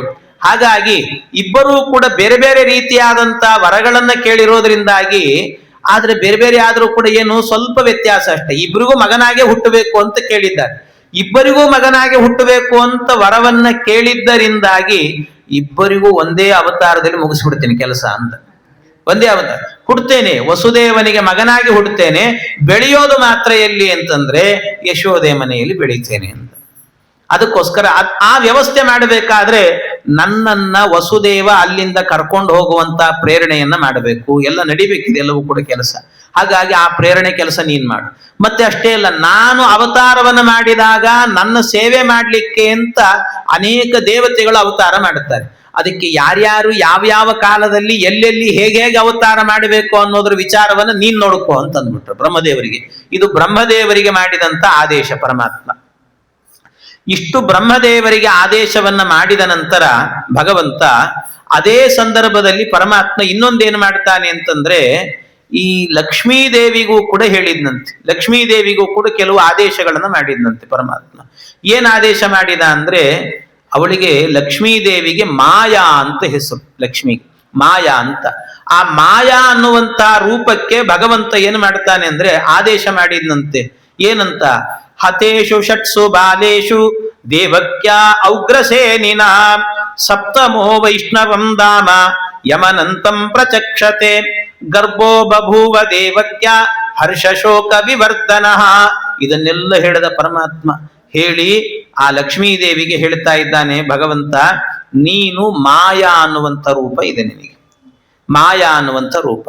ಈ ಮಾಯಾ ರೂಪದಿಂದ ನೀನೇನ್ ಮಾಡಬೇಕು ಅಂದ್ರೆ, ನಾನು ಅವತಾರವನ್ನ ಮಾಡಿದಾಗ ಕೆಲವು ಲೀಲೆಗಳನ್ನೆಲ್ಲ ಮಾಡ್ತೇನೆ. ಆ ಲೀಲೆಗಳಿಗೆಲ್ಲ ನಿನ್ನ ಮಾಯಾಶಕ್ತಿಯಿಂದಾಗಿ ಅದನ್ನು ನಡೆಸಬೇಕು ಅಂತ ಪರಮಾತ್ಮ ಆಜ್ಞೆ ಮಾಡುತ್ತಾನೆ. ಏನದು ಅಂದ್ರೆ, ಒಂದು ಮುಖ್ಯವಾಗಿ ನಾನು ಅವತಾರ ಮಾಡಿದಾಗ ರಾತ್ರಿ ಕಾಲದಲ್ಲಿ ಅವತಾರ ಮಾಡಿ ನಾನು ಉತ್ಸವ ಅಂತ ಹೊರಟು ಬಿಡ್ತೇನೆ ನಾನು. ಅದು ಎಲ್ಲಿಗೆ ಅಂದ್ರೆ, ರಾತ್ರಿ ಮಥುರಾ ಪಟ್ಟಣದಿಂದಾಗಿ ಈ ನಂದಗೋಕುಲಕ್ಕೆ ಹೋಗ್ತೇನೆ. ಹೋಗುವಾಗ ಕಂಸನ ಕಡೆಯವರೆಲ್ಲ ದೈತ್ಯರಿರ್ತಾರೆ ದಾರಿಯಲ್ಲಿ. ಅವ್ರು ಯಾರಿಗೂ ನಾನು ಹೋಗ್ತಿದ್ದೀನಿ ಅಂತ ಗೊತ್ತಾಗಬಾರದು. ಅವ್ರಿಗೇನು ಮತ್ತೆ ಹೇಗೆ ಮಾಡಬೇಕು ಗೊತ್ತಾಗಬಾರ್ದು ಅಂದ್ರೆ ಏನು? ಅವರಿಗೆಲ್ಲ ನಿದ್ದೆ ಬರೆಸ್ಬಿಡ್ಬೇಕು ಅಂದ ಕೃಷ್ಣ. ಅವರಿಗೆಲ್ಲ ನಿದ್ದೆ ಬಂದ್ಬಿಡ್ಬೇಕು, ಅವರೆಲ್ಲ ನಿದ್ದೆ ಹೊಡಿತಿರಬೇಕು. ನಂದಗೋಕುಲದಲ್ಲಿ ಮಾತ್ರ ನನ್ನ ಭಕ್ತರು ಒಂದು ದಿವಸದ ಮಟ್ಟಿಗೆ ಅವರಿಗೆ ಒಂದು ತತ್ವಜ್ಞಾನ ಕೊಡು, ನಾನು ದೇವರು ಅನ್ನುವ ಬುದ್ಧಿ ಕೊಟ್ಟಿರೋ ಅವರಿಗೆ. ಎಲ್ಲ ಎದ್ದು ಕೂತಿರಬೇಕು ನನಗೋಸ್ಕರ. ಹೋದ ಕೂಡಲೇ ನನಗೆ ಅರ್ಘ್ಯ ಪಾದ್ಯ ಎಲ್ಲ ಕೊಟ್ಟು ನನಗೆ ಸ್ವಾಗತ ಮಾಡಬೇಕು. ಹೀಗೆ ಅದನ್ನ ನೀನು ಮಾಡಬೇಕು ನಿನ್ನ ಮಾಯಾಶಕ್ತಿಯಿಂದ ಅಂತ ಭಗವದ್ ಅವತಾರದ ಕಾಲದಲ್ಲಿ ಇದೆಲ್ಲ ನಡೀಬೇಕು ಅಂತ ಲಕ್ಷ್ಮೀದೇವಿಗೆ ಹೇಳಿದ. ಇದು ಒಂದು ಆದೇಶ. ಅದಕ್ಕೆ ಭಗವಂತನ ಕೃಷ್ಣಾಷ್ಟಮಿ ಇದೆಯಲ್ಲ, ಇವತ್ತಿಗೂ ಬರೋದು ರಾತ್ರಿನೇ ಬರೋದು, ರಾತ್ರಿ. ಅದರಲ್ಲಿ ಒಂದು ಸಂದೇಶ ಕೊಟ್ಟಿದ್ದಾನೆ. ಅಂದ್ರೆ ಕಂಸನ ಕಡೆಯವರಿಗೆ ನಿದ್ದೆ ಬರೆಸು ಅಂದ, ನನ್ನ ಭಕ್ತರಿಗೆ ಎಚ್ಚರಿಕೆಯನ್ನು ಕೊಡು ಅಂದ ಪರಮಾತ್ಮ. ಅಂದ್ರೆ ಕೃಷ್ಣಾವತಾರದ ಕಾಲದಲ್ಲಿ ಬಹಳ ಮಂದಿ ಏನ್ ಮಾಡ್ತಾರೆ ಅಂದ್ರೆ, ಈಗೆಲ್ಲ ರಾತ್ರಿ ಯಾರು ಎದ್ದಿರ್ತಾರ್ರಿ ಸ್ವಾಮಿ, ಅಷ್ಟೊತ್ತು ಅರಿಗೆ ಯಾರು ಕೊಡ್ತಾರೆ, ಬೇಡ 8 ಗಂಟೆಗೆ ಅರಿಗೆ ಕೊಟ್ಟು ಮಲಗಿ ಬಿಡೋಣ ಅಂತ ಬೇರೆ ದಿವಸ 1 ಗಂಟೆ ಆದ್ರೂ ಎದ್ದಿರ್ತಾರೆ. ಮತ್ತೆ ಆ ದಿವಸಕ್ಕೆ ಮಾತ್ರ ಏನು ಅಂತಂದ್ರೆ ಅವು 8ಕ್ಕೆ ನಿದ್ದೆ ಬರ್ತಿರ್ತದೆ ಮುದ್ದಾಮಾಗಿ. ಹಾಗೇನಾದ್ರೂ ಕೂಡ ಕೃಷ್ಣಾವತಾರದ ಕಾಲದಲ್ಲಿ ಮಲಗಿದ್ರು ಅಂದ್ರೆ, ಆಗ ಮಲಗಿದ್ ಯಾರು ಹೇಳ್ರಿ? ಕಂಸನ ಕಡಿಯೋರು. ನೀವು ಮಲಗಿದ್ರಿ ಅಂದ್ರೆ ಕಂಸನ ಕಡಿಯೋರು ಅಂತ ಅರ್ಥ. ಎದ್ದಿದ್ರಿ ಅಂದ್ರೆ ದೇವ್ರ ಭಕ್ತರು ಅಂತ ಅರ್ಥ. ಆದ್ರಿಂದ ನೀವು ಎದ್ದು ಕೂತ್ಕೊಂಡು ದೇವ್ರ ಭಕ್ತರಾಗ್ತೀರೋ ಅಥವಾ ಮಲಗಿ ಕಂಸನ ಭಕ್ತರಾಗ್ತೀರೋ ನಿಮಗೆ ಬಿಟ್ಟಿದ್ದು ಅಂತ ಹೇಳ್ತಾನೆ ಭಗವಂತ. ಇದರಲ್ಲೂ ಒಂದು ಸಂದೇಶ. ಹಾಗೆ ಪರಮಾತ್ಮ ಒಂದು ಆದೇಶ ಮಾಡಿದ. ಇನ್ನೊಂದು ಆದೇಶ ಏನು ಅಂದ್ರೆ ಭಗವಂತನದ್ದು, ಪರಮಾತ್ಮ ಹೇಳ್ತಾನೆ, ನನಗಿಂತ ಮೊದಲು ಬಲರಾಮ ಅವತಾರ ಮಾಡ್ತಾನೆ. ಬಲರಾಮ ಅಂದ್ರೆ ಶೇಷದೇವರು. ಆ ಶೇಷದೇವರ ಅವತಾರವನ್ನು ಮಾಡಿದಾಗ ಶೇಷದೇವರು 3 ತಿಂಗಳುಗಳ ಕಾಲ ಏನಾಗಬೇಕು ಅಂದ್ರೆ ಇಲ್ಲಿರಬೇಕು. ಅಂದ್ರೆ ದೇವಕಿ ದೇವಿಯ ಗರ್ಭದಲ್ಲಿರಬೇಕು. ನಿನ್ನ ಮಾಯಾಶಕ್ತಿಯಿಂದ 3 ತಿಂಗಳು ಆದ ಕೂಡ್ಲೇನೆ ಆ ಮಗುವನ್ನ ಅಲ್ಲಿಂದ ಕರ್ಕೊಂಡು ನೀನು ಸೀದಾ ಹೋಗಿ ಆ ರೋಹಿಣಿ ಗರ್ಭದಲ್ಲಿ ಹಾಕಬೇಕು ಅಂತ. ಈ ರೀತಿ ವ್ಯವಸ್ಥೆಯನ್ನ ನೀನು ಅವನಿಗೆ ಮಾಡಬೇಕು ಅಂತ ಹೇಳಿದರು. ಗರ್ಭೋ ಬಭೂವ ಸಪ್ತಮೋ ವೈಷ್ಣವಂ ಧಾಮ ಯಮನಂತಂ ಪ್ರಚಕ್ಷತೆ. ಎಲ್ಲರೂ ಕೂಡ ಇಲ್ಲಾದ ಗರ್ಭಸ್ರಾವ ಆಯ್ತು ಅಂತ ತಿಳ್ಕೊಂಡ್ಬಿಡ್ತಾರೆ. ಈ ವ್ಯವಸ್ಥೆ ನೀನ್ ಮಾಡಿರಬೇಕು. ಅಷ್ಟೇ ಅಲ್ಲ, ಅದರ ಜೊತೆಗೆ ಹತೇಶು ಷಟ್ಸು ಬಾಲೇಶು ದೇವಕ್ಯ ಔಗ್ರಸೇನಿನ 6 ಜನ ಮಕ್ಕಳು ಸಾಯುವಂತೆ ಮಾಡಬೇಕು ಅಂತ ಹೇಳಿದ ಪರಮಾತ್ಮ. 6 ಜನ ಮಕ್ಕಳು ಸಾಯುವಂತೆ ಮಾಡಬೇಕು ಅಂತ. ಇದು ಏನ್ ಗೊತ್ತಿ, ಬಹಳ ವಿಚಿತ್ರ. ಇದ್ರ ಹಿನ್ನೆಲೆ ಕಥೆನೇ ಬಹಳ ವಿಚಿತ್ರವಾಗಿರುವಂತ. ಈ 6 ಜನ ಮಕ್ಕಳು ಹುಟ್ಟಬೇಕು, ಸಾಯ್ಬೇಕು, ಇದೆಲ್ಲ ಎಂತ ವಿಚಿತ್ರ ನೋಡ್ರಿ, ಎಂತ ಸ್ಥಿತಿ ಇದೆಲ್ಲ. ಯಾಕೆ ಅಂದ್ರೆ ಅದು ಕಂಸ ಕೊಲ್ತಾನೆ. ಇದು ಯಾರು ಗೊತ್ತು ಏನಂದ್ರೆ, ಇದ್ರ ಹಿನ್ನೆಲೆ ಏನು ಅಂದ್ರೆ, ಇದು ಇರುವಂತಹದ್ದು ಹಿಂದೆ ಬ್ರಹ್ಮದೇವರಿಗೆ, ಚತುರ್ಮುಖ ಬ್ರಹ್ಮದೇವರಿಗೆ ಮರೀಚಿ ಅಂತ ಒಬ್ಬ ಮಕ್ಕಳಿದ್ದಾರೆ. 10 ಜನ ಮಕ್ಕಳನ್ನು ಹೇಳ್ತಾರೆ. ಮರೀಚ್ಯತ್ರ್ಯಂಗಿರಸಃ ಪುಲಸ್ತ್ಯ ಪುಲಹ ಕ್ರತುಹು ಅಂತ 10 ಜನ ಮಕ್ಕಳಿದ್ದಾರೆ. ಅವರೆಲ್ಲ ಪ್ರಜಾಪತಿಗಳು ಅಂತ ಹೇಳ್ತಾರೆ ಅವರನ್ನು. ಅದರಲ್ಲಿ ದಶಮಸ್ತತ್ರ ನಾರದ, ಒಬ್ಬ ನಾರದರನ್ನು ಬಿಟ್ಟು ಉಳಿದವರೆಲ್ಲ ಪ್ರಜಾಪತಿಗಳು, ಸಂತಾನಕ್ಕೋಸ್ಕರವೇ ಅವತಾರ ಮಾಡಿದವರು. ಅದರಲ್ಲಿ ಮರೀಚಿಗಳಿಗೆ ಒಬ್ಬ ಹೆಂಡತಿ ಊರ್ಣ ಅಂತ ಅವಳ ಹೆಸರು, ಊರ್ಣಾದೇವಿ. ಆ ಊರ್ಣಾದೇವಿಗೆ ಮರೀಚಿಗಳಿಂದ 6 ಜನ ಮಕ್ಕಳು ಹುಡ್ತಾರೆ. 6 ಜನ ಮಕ್ಕಳು. ಆ 6 ಜನ ಮಕ್ಕಳು ಏನು ಮಾಡಿದ್ರಂತೆ, ಅವರು ಈ ದೇವಲ ಅಂತ ಒಬ್ಬ ಋಷಿಗಳು, ಅವರು ಸ್ವಲ್ಪ ಕಾಮಾವಿಷ್ಟರಾಗಿ ದೇಹ ಎಲ್ಲ ಕೃಶವಾಗಿತ್ತಂತೆ ಅವರಿಗೆ. ಆ ದೇಹವನ್ನು ನೋಡಿ ಅಪಹಾಸವನ್ನು ಮಾಡುತ್ತಾರೆ. ಅಪಹಾಸವನ್ನು ಮಾಡಿದ್ದಕ್ಕೆ ದೇವಲ ಋಷಿಗಳಿಗೆ ಸಿಟ್ಟು ಬಂತು. ಸಿಟ್ಟಿನಿಂದ ಏನು ಮಾಡಿದ್ರಂತೆ, ಶಾಪವನ್ನು ಹಾಕಿದ್ರಂತೆ. ಸಿಟ್ಟಿನಿಂದ ಶಾಪ ಹಾಕಿದ್ರು. ಏನು ಶಾಪ ಹಾಕಿದ್ರು ಅಂತಂದ್ರೆ, ಅವ್ರು ಹೇಳಿದ್ರಂತೆ, ನೀವು ದೈತ್ಯರಾಗಿ ಹುಟ್ಟಿ ಅಂತ ಶಾಪ ಹಾಕಿದ್ರು. ದೈತ್ಯರಾಗಿ ಹುಟ್ಟಿ ಅಂತ. 6 ಜನರು ಕೂಡ ದೈತ್ಯರಾಗಿ ಹುಟ್ಟಿದ್ರು. ದೈತ್ಯರಾಗಿ ಹುಟ್ಟಿದ್ದು ಎಲ್ಲಿ ಅಂತ ಹೇಳಿದರೆ, ಈ ಹಿರಣ್ಯಾಕ್ಷ ಹಿರಣ್ಯಕಶಿಪು ಅಂತ ಇಬ್ರು ಇದ್ದಾರಲ್ಲ, ಅದರಲ್ಲಿ ಹಿರಣ್ಯಾಕ್ಷ ಅನ್ನುವಂಥವನೇನಿದ್ದಾನೆ, ಈ ಹಿರಣ್ಯಾಕ್ಷನಿಗೆ ಒಬ್ಬ ಮಗ ಇದ್ನಂತೆ. ಅವನ ಹೆಸರೇನು ಅಂದ್ರೆ ಕಾಲನೇಮಿ ಅಂತ. ಈ ಕಾಲನೇಮಿ ಏನಿದ್ದಾನೆ, ಕಾಲನೇಮಿಗೆ ಮಕ್ಕಳಾಗಿ ಹುಟ್ಟಿದ್ರು ಈ 6 ಜನರು ಕೂಡ. 6 ಜನರು ಇವರನ್ನ ಈ 6 ಜನರು ಷಡ್ಗರ್ಭಾಸುರರು ಅಂತ ಕರೀತಾರೆ. ಇವರು ಈ 6 ಜನರು ಕೂಡ ಅಸುರರಾಗಿ ಹುಟ್ಟಿದ್ರು. ಅಸುರರಾಗಿ ಹುಟ್ಟಿದ ಮೇಲೆ ಇವರೇನ್ ಮಾಡಿದ್ರು ಅಂದ್ರೆ, ಈ 6 ಜನರು ಕೂಡ ಬ್ರಹ್ಮದೇವರನ್ನು ಕುರಿತು ತಪಸ್ಸು ಮಾಡಿದ್ರಂತೆ. ಬ್ರಹ್ಮದೇವರನ್ನು ಕುರಿತು ತಪಸ್ಸನ್ನು ಮಾಡಿದಾಗ ಬ್ರಹ್ಮದೇವರಲ್ಲಿ ಹೋಗಿ ವರ ಕೇಳಿದ್ರು. ಏನು ಅಂದ್ರೆ, ನಮಗೆ ಸಾವು ಬರಬಾರದು ಅಂತ ವರ ಕೇಳಿದ್ರು. ಅದಕ್ಕೆ ಬ್ರಹ್ಮದೇವರು, ಆಯ್ತು ಬಿಡು, ಸಾವು ಬರಬಾರದು ಅಂದ್ರೆ ಚಿರಂಜೀವಿ ಅಂದ್ರೆ ಒಂದು ಅರ್ಥ ಏನಂದ್ರೆ ಬಹಳ ಕಾಲ ಬದುಕೋದು ಅಂತ ಅಷ್ಟೇ ಅರ್ಥ. ಬಹಳ ದಿವಸ ಬದುಕ್ತಿ, ಆಯ್ತು ತಥಾಸ್ತು ಅಂದ್ರು ಅಷ್ಟೇ. ಆಯ್ತು ಅಂತ ವರ ಕೊಟ್ಟು ಇವರು ವರವನ್ನ ಪಡ್ಕೊಂಡು ವಾಪಸ್ ಮನೆಗೆ ಬರ್ತಾ ಇದ್ರಂತೆ. ವಾಪಸ್ ಮನೆಗೆ ಬರುವಾಗ ಎದುರುಗಡೆಯಲ್ಲಿ ಹಿರಣ್ಯಕಶಿಪು ಕಂಡ. ಈ ಹಿರಣ್ಯಾಕ್ಷ ಸತ್ತು ಹೋಗಿದ್ದ, ಹಿರಣ್ಯಕಶಿಪು ಕಂಡ. ಈ ಹಿರಣ್ಯಕಶಿಪು ಕಂಡು ಕೂಡ್ಲೇನೆ ಹಿರಣ್ಯಕಶಿಪು ಕೇಳಿದ್ನಂತೆ, ಎಲ್ಲಿ ಹೋಗಿ ಬರ್ತಿದ್ದೀರಿ ನೀವು ಅಂತ. ಏನಿಲ್ಲ, ಹಿಂಗೆ ಬ್ರಹ್ಮದೇವರನ್ನು ಕುರಿತು ತಪಸ್ಸು ಮಾಡಿದ್ವಿ, ವರ ಕೇಳಲಿಕ್ಕೆ ಅಂತ ಹೋಗಿದ್ವಿ, ಅವಧ್ಯತ್ವ ವರವನ್ನು ಕೇಳ್ಕೊಂಡು ಬಂದಿದ್ದೀವಿ ಅಂತಂದ್ರು. ಅವ್ರಿಗೆ ಸಿಟ್ಟು ಬಂತು ಅವನಿಗೆ. ಇವನು ಮೊದಲು ಕೇಳಿದ್ದು ಬ್ರಹ್ಮದೇವರ ಹತ್ರ ವರ ಕೇಳಿದ್ದು, ಮತ್ತೆ ಈ ಹಿರಣ್ಯಕಶಿಪುನು ಕೂಡ. ಅವನಿಗೆ ಸಿಟ್ಟು ಬಂತು. ಏನು ಅಂದ್ರೆ, ದುರಹಂಕಾರಿ ಆಗಿಬಿಟ್ಟಿದ್ದ ಅವನು. ಅಲ್ಲ, ನಿಮ್ಮ ದೊಡ್ಡಪ್ಪ ನಾನು ಮನೆಯಲ್ಲಿ ಇರಬೇಕಾದ್ರೆ ನನ್ನನ್ನು ಬಿಟ್ಟು ಬ್ರಹ್ಮನ ಹತ್ರ ಹೋಗಿದ್ದೀರಲ್ಲ ನೀವು ವರ ಕೇಳಲಿಕ್ಕೆ ಅಂತ ಸಿಟ್ಟು ಬಂತ ಅವನಿಗೆ. ನಾನೇ ವರ ಕೊಡ್ತಿದ್ದೆ, ನನ್ನ ಹತ್ರ ಕೇಳಬೇಕಿತ್ತು ನೀವು ಅಂತ. ಅದಕ್ಕೆ ಸಿಟ್ಟಿನಿಂದ ಏನು ಮಾಡಿದ, ಬ್ರಹ್ಮದೇವರು ಅವಧ್ಯತ್ವ ವರ ಕೊಟ್ಟಿದ್ದಾರಲ್ಲ ನಿಮಗೆ, ನಾನ್ ನಿಮಗೆ ಶಾಪ ಕೊಡ್ತೀನಿ ಎಂದ. ಏನು ಶಾಪ ಅಂದ್ರೆ, ನಿಮ್ಮ ಅಪ್ಪನ ಕೈಯಲ್ಲೇ ನೀವು ಸಾಯಿರಿ ಅಂತಂದ. ನಿಮ್ಮ ಅಪ್ಪನ ಕೈಯಲ್ಲೇ ಸಾಯ್ಬೇಕು ನೀವು ಅಂತ. ಬ್ರಹ್ಮದೇವರು ಕೊಟ್ಟಿದ್ದಾರೆ, ಸಾವಿಲ್ಲ ಅಂತ ವರ ಕೊಟ್ಟಿದ್ದಾರೆ. ಇವನು ಕೊಟ್ಟ ಶಾಪ ಏನು ಅಂದ್ರೆ, ನಿಮ್ಮ ಅಪ್ಪನ ಕೈಯಲ್ಲೇ ಸಾಯ್ಬೇಕು ಅಂತ ವರವನ್ನು, ಇದು ಶಾಪವನ್ನು ಕೊಟ್ಟಿದ್ದಾನೆ. ಇದು ಎರಡೂ ವಿರುದ್ಧ. ಬ್ರಹ್ಮನ ಒಂದು ವೇಳೆ ಇವನ ಶಾಪದಂತೆ ಸತ್ರೆ ಬ್ರಹ್ಮದೇವರ ವರ ಎನ್ನುವಂತಹದ್ದು ಸುಳ್ಳಾಗ್ತದೆ. ಬ್ರಹ್ಮದೇವರ ವರವನ್ನ ಸತ್ಯ ಮಾಡಿದ್ರು ಅಂತ ಆದ್ರೆ ಇವನ ಶಾಪ ಸುಳ್ಳಾಗತ್ತೆ. ಅಲ್ಲ, ಇವನು ಹಾಳಾಗಿ ಹೋಗ್ಲಿ, ಶಾಪ ಸುಳ್ಳಾಗ್ಲಿ ಅಂದ್ರೆ ಒಳಗಡೆ ಒಬ್ಬ ಭಕ್ತ ಇದ್ದಾನಲ್ಲ, ಜಯ ಅನ್ನೋನಿದ್ದಾನಲ್ಲ, ಅವನಿಗೊಂದು ಬೆಲೆ ಕೊಡಬೇಕು ಅಂತ ಅವನ ಮಾತು ಸುಳ್ಳಾಗಬಾರದು ಅನ್ನೋದಕ್ಕೋಸ್ಕರವಾಗಿ ಆ ರೀತಿ ಎರಡನ್ನೂ ವ್ಯವಸ್ಥೆ ಮಾಡಬೇಕೀಗ. ಹಾಗಾಗಿ ಎರಡೂ ಆಗ್ಲಿಕ್ಕೆ ಸಾಧ್ಯ ಇಲ್ಲ. ಯಾಕೆಂದ್ರೆ ಎರಡು ಹೆಂಗಾಗ್ಲಿಕ್ಕೆ ಸಾಧ್ಯ? ಒಂದು ಬ್ರಹ್ಮದೇವರ ವರ ಸತ್ಯ ಆಗಬೇಕು, ಇಲ್ಲ ಇವಂದಾಗಬೇಕು, ಶಾಪ ಸತ್ಯ ಆಗಬೇಕು. ಏನಾದ್ರೂ ಕೂಡ ಒಂದಲ್ಲ ಒಂದು ಸಮಸ್ಯೆ ಇದ್ದೇ ಇದೆ. ಒಂದು ಬ್ರಹ್ಮದೇವರಿಗೆ, ಇಲ್ಲ ಇವನ್ ಶಾಪಕ್ಕೆ ಏನೋ ಒಂದು ಸಮಸ್ಯೆ ಆಗ್ತದೆ. ಏನ್ ಮಾಡಬೇಕು?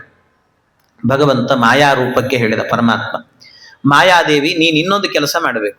ಏನು ಅಂದ್ರೆ, ಈ ವ್ಯಕ್ತಿಗಳ 6 ಜನರು ಏನಿದ್ದಾರೆ, ಈ 6 ಜನರು ಕೂಡ ಪಾತಾಳದಲ್ಲಿ ಓಡಾಡ್ತಾ ಇದ್ದಾರೆ. ಪಾತಾಳದಲ್ಲಿ ಓಡಾಡಬೇಕಾದ್ರೆ ನೀನು ಅವರಿಗೆ ಗೊತ್ತಿಲ್ಲದಂತೆ ಒಬ್ಬೊಬ್ಬ ವ್ಯಕ್ತಿಯನ್ನ ಒಂದೊಂದು ವರ್ಷದಂತೆ ಕರ್ಕೊಂಡು ಹೋಗ್ಬೇಕು. ನೀನು ಕರ್ಕೊಂಡು ಹೋಗಿ ಏನ್ ಮಾಡಬೇಕು ಅಂದ್ರೆ, ಒಂದು ಗುಹೆಗೆ ಕರ್ಕೊಂಡು ಹೋಗಿ ಆ ಗುಹೆಯಲ್ಲಿ ನಿದ್ದೆ ಮಾಡುವಂತೆ ವ್ಯವಸ್ಥೆ ಮಾಡಬೇಕು. ಗುಹೆಗೆ ಹೋದ ತಕ್ಷಣ ನಿದ್ದೆ ಮಾಡಬೇಕು. ನಿದ್ದೆ ಮಾಡುವಂತೆ ವ್ಯವಸ್ಥೆ. ಆ ನಿದ್ದೆ ಮಾಡುವಂತೆ ವ್ಯವಸ್ಥೆಯನ್ನ ಮಾಡಿ ಆ ನಿದ್ದೆಯಲ್ಲಿ ಎಚ್ಚರಿಕೆ ಇರಬಾರ್ದು. ಎಷ್ಟು ದಿವಸ ಅಂದ್ರೆ 1 ವರ್ಷಗಳ ಕಾಲ ಎಚ್ಚರ ಇರಬಾರ್ದು.